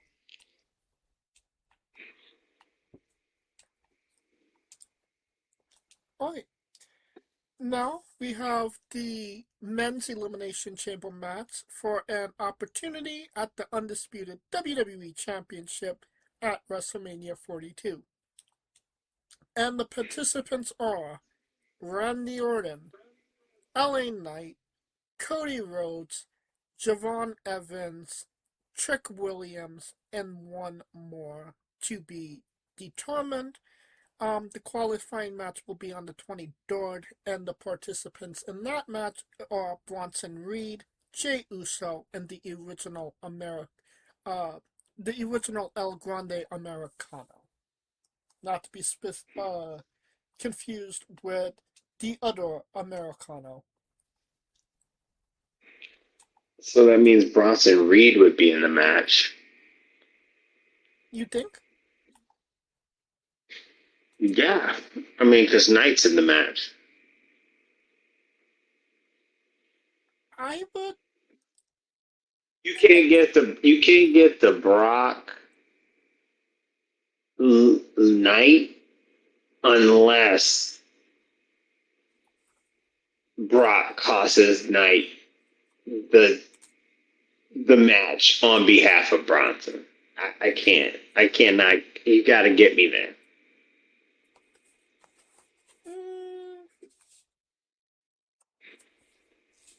I don't know about that. Well, then why the hell would Brock come out and do anything? Because Brock is Brock, and he does what he wants. Well, why would Brock want to go after Knight? That makes. But that's my point. Like, unless Paul is incentivizing him to cost Knight of something of value, that's the thing that I'm thinking of. Well, the only reason I would say Bronson Reed would be in this match is because this match is severely lacking heels. Randy Orton, tweener, if I'm being completely honest. LA Knight face. Trick's a heel. What? Well, hold Other on. than the bounce that ass. LA Knight's a face. Cody Rhodes a face. Javon Evans is a face. Like I said, Orton's a tweener and Trick is a heel. So we need. That's why I said Bronson's in it as a heel. Which to me screams that's when Brock would, if any reason he would come in, that would be the reason. And I mean, it makes complete sense, but then you have the fact that Jey Uso's in that match, and they would probably want Jey Uso in the Elimination Chamber for no other reason to do the run back yeet, entrance that he does everything at this point. Do the play too much. Anyways, play too much. But I don't.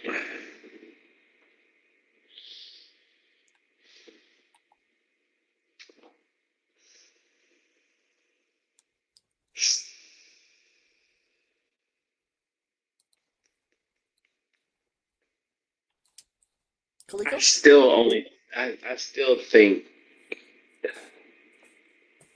if I had to pick two,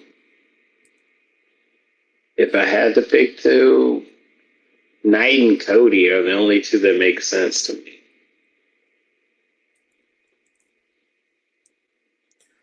Well, unfortunately, Drew McIntyre's a heel. So, I mean, Trick's gone. Yeah. I mean, if anybody else had the championship right now, I would definitely go with a Trick Williams. Pull the trigger now. But I could see Trick Williams doing something special at WrestleMania. I just don't know what it is at this point. I mean, after what he said to Sami Zayn, I would assume he would be wrestling Sami Zayn. That's what I would think. And then Yeah. Javon is just the highlight guy. He gains everything and loses nothing. Yeah. I mean, honestly, he's on nobody's bingo card in this match. He's on my bingo card, but he's not my top two. He's three. If there was a three, he's three. If I had to pick three, it would be Cody, Knight, Evans.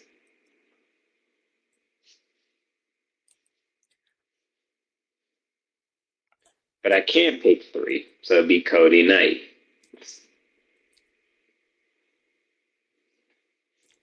I would say Cody would make the most logical sense, but I don't know. I think we might be seeing Cody versus Fatu. Just, a match. Which means LA Knight. Ooh, because Randy ain't winning that shit. Low key, I'm thinking Randy Orton. I'm not gonna lie. I'm thinking Randy Orton as my one, LA Knight as my two, and if I really was, if you had to pull my arm for number three, I would say Trick Williams. What? Over Cody? What the fuck is going on? Trick got a better shot than Randy. Like I keep telling you, Javon got a better shot than Randy. No particular order. Knight, Rhodes, Knight, Evans, Trick, Orton, and whoever the guy is in six.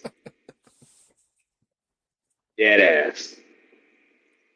I mean, El Grande Americano could just come in and win the gauntlet, and he'll face McIntyre for all we know. He is due from his Money in the Bank performance over the weekend. I mean, I'm just saying. Very true.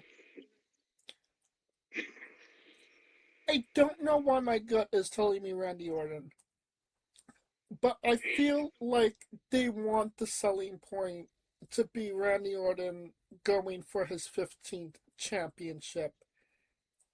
And how many times has Randy Orton actually main evented WrestleMania? Oh, good question. He did the Triple H one. Didn't he do one with Cena? He did one with Taker, I know for sure. But No, he didn't main event with Taker. he did? Yeah, no, he main evented twice. He WrestleMania 30 against Bryan and Batista, and 25 with Triple H. But he's not that cynical. It doesn't mean a lot to him like it does to Punk. I mean, it's not about the cynicism. It's more about selling points. And the two biggest selling points I could think about is come watch Randy Orton main event WrestleMania and win his 15th World Championship. He wins it. Yeah, big yeah. Well, I mean, it was an if when John Cena won his 17th. Yeah, that was a hell of a match. Come watch LA Knight win his first ever championship. No, it would be LA Knight main eventing his first time. I don't see Drew losing the title at Mania. I'm sorry. I don't see it. I mean, that's fair enough. But what do we benefit? What do the people benefit of seeing Cody Rhodes versus Drew McIntyre one more time? I mean, we saw a 3 Stages of Hell match, like a month ago. True. I just think it'll be a coat. I just think Fatu's going to get in there somehow. Somehow, some way, he's going to get there. I would say there's more likelihood for Fatu running in on this match and costing Cody than Lesnar running in and costing Knight. That we can agree on.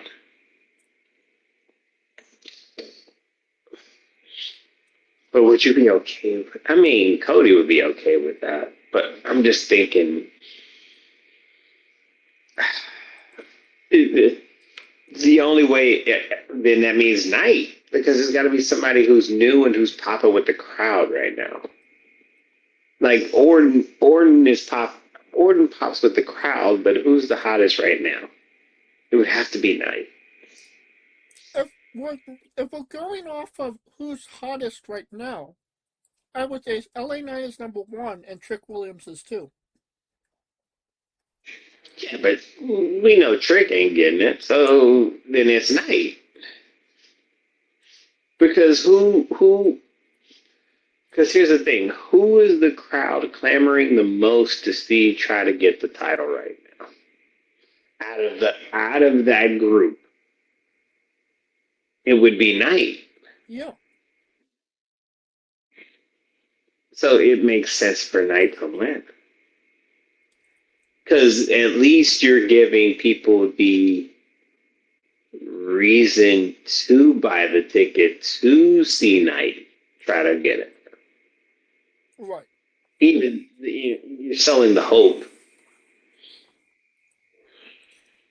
Now, am I saying that that's a uberly duberly main event match? No, but if they're really, really enthusiastic about trying to push the ball forward, then it would be Knight. But what do you do with LA Knight and Vision? See, and that's the other part.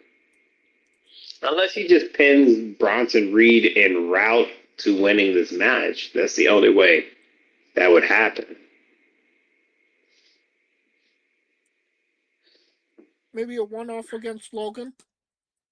Unless, I mean, this is the biggest stretch, but what, Knight, McIntyre,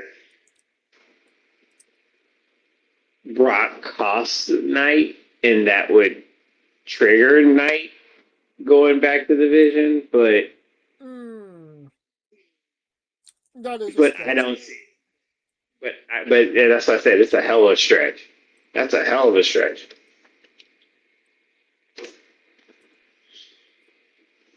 So I mean, I'm shit, Jesus, but I'm Jesus stretching with that one. But I don't see it. The only way I would see, yeah, it's Knight or Cody. And your door picks Javon. I'm going with Orton, Knight, and Williams. I wouldn't be mad if Williams won. I don't think anybody would. If Trick wins, I ain't gonna be mad at it, bro. I can't hear it. But yeah, I mean that's all we could do. It's interesting, this field, because if Cody had this belt, I probably would have been like easily. It would have been easier, but the fact that Scar is holding the belt, makes it a little harder. Be prepared. Be prepared. Well, honestly, I would have said that this was a Cody thing, easily. But it doesn't feel like the interest is on Cody as much as it was, 2 years ago. The fans have cooled off on him. And I do think that the crowd kind of needs a break to warm up to him to want to go up for that title again.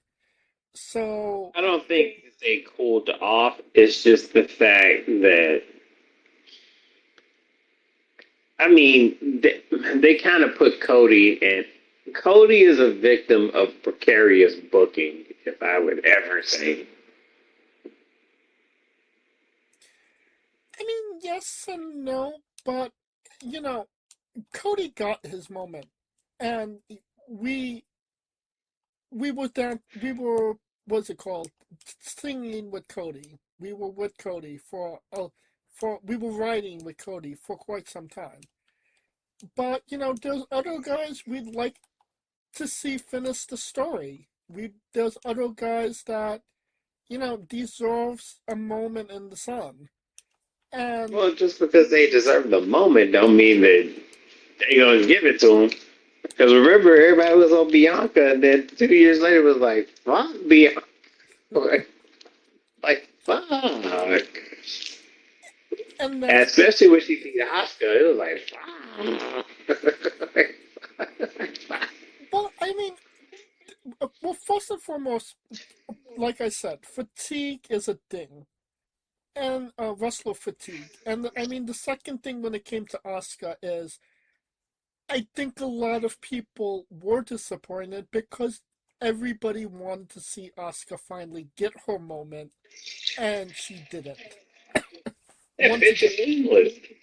That's why I said Asuka gonna win this chamber, finally get over the hump. But anyway, yeah, I get your wrestler fatigue in the case of Cody, but the problem is that that's only an overseas issue. For some odd reason, it doesn't seem to correlate to the States.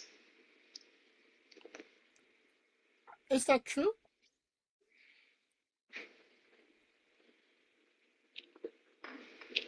Keep in mind, they were booing him during the whole Cena thing overseas, and then when they got to the States, it flip flopped. Um, Oh no, it was the inverse. If I'm not mistaken, it's the inverse. Sorry, I mean Cody that has a state problem, and when he goes overseas, they love him. right, but I mean you could still obviously present him, prevalently on your show. Obviously, people want to see him, I and mean, I he's think they will. It's just the problem that, like you said, he hasn't gone away, and that's the problem. and that's why when Bianca does come back, she is going to get one of the biggest fucking pops that she's ever experienced, because between WrestleMania, let's 40 last year. no WrestleMania, let's say WrestleMania 36. So when she debuted on Raw during the pandemic to WrestleMania 41 last year, she was never off a WWE show. She was on all of those shows. So I mean, that's a good, what, like 3 years. like 4 or 5 years. So 3 years. 3 years. So Consistent. She was consistent. Yes. consistently. So I mean, now that she's been off for a year, those people are going to be ready to see Bianca Belair again. They're going to pop for Belair. It does. Again, like I said earlier in the show, I don't want anybody to get injured or be hurt, but sometimes it's the best thing just to go away for a little while and let people miss you. But yeah, we'll uh, we'll see. We're definitely we definitely have those similarities, but we're definitely far apart in the same breath. Yeah, we are. All right, Because you are an LA Knight hater. That's but what now? because you are an LA Knight hater for the chamber. He's my second pick. He should be a number one pick. I mean, he was my well, he wasn't my number one pick, but he was one of my main picks for Royal Rumble, and then they jobbed him out. So, Well, I could have told you that. Duh. Like, that's. if Like, if he's not my main pick, it's not because I don't believe in him. It's because I feel the establishment is not behind him. oh, the man holding him back. Oh, Lord. Yes, Becky Lynch is holding him back. Becky Lynch is holding him back. Yep. Yeah. How dare she? Right. That will conclude our coverage of WWE Elimination Chamber. We should have a review of that show in 2 weeks. Obviously, when we record next week, it will be before the show airs. So, whatever happens before that show happens. But yeah, that will conclude our coverage of this show. Thank you for listening. If you like what we're doing, please like, subscribe, comment, both on YouTube and Castbox. This was sponsored by Rogue Energy and Player One Coffee. Join us next Tuesday and Wednesday for new incredible interviews. Join us this Tuesday as we interview Mr. One Night Stand. This Wednesday as we interview Michael Arrow. And like I said, every Tuesday and Wednesday for new incredible interviews. And follow the show at Wrestling with E, both on X and Instagram for information on who we're interviewing, when we're interviewing them, links to those interviews, and so much more. Follow me personally at JamesJ993. Where can we find Kaliko? Ooh-wee. I am Kaliko on, Twitter? Or whatever X is called nowadays. And the Chronicles continue tonight. For some odd reason, AEW decided to do one show in Ontario. Not Ontario, in Oceanside, and I will be there for AEW Collision, which will be interesting. I'm so sorry that you're subjecting yourself to that torture. I mean, it's right down the street. I can't. It's like a stone's throw. I'd be pissing myself if I missed it, to be quite honest. And I'd be pissed at myself if I saw myself at that show.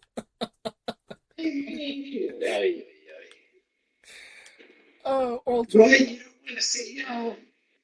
You don't want to see Orange Cassidy? absolutely not. No. Yeah, not clamoring for an Orange Cassidy match. You don't want to see Claudio versus Josh Alexander? Oh God, no. I mean, Thunder Rosa versus Julia Hart. Gotcha. Is Anna Jay on that show? It's Anna Jay. So far, they only got 3 matches. Jesus Christ. Then yeah. And none of them are Anna Jay. So I'm sorry to burst your bubble. Then I will have to resign. Oh, Lord. For Kaliko Yachts and Scooter Dust, I'm James J, and this has been Wrestling with Entertainment. It's weird because this is supposed to be live on a simulcast, so I don't know how the fuck this is going to work. Because they usually do the whole time cop thing that he does, his crackhead, cocaine doubt time cop thing. So he can't do the time cop thing tonight. It'll be interesting. Hey folks, this is the Colossal Mike Law, and you are listening to Wrestling with Entertainment. Enjoy the show, support these guys. We appreciate it very much. We'll see you at ringside.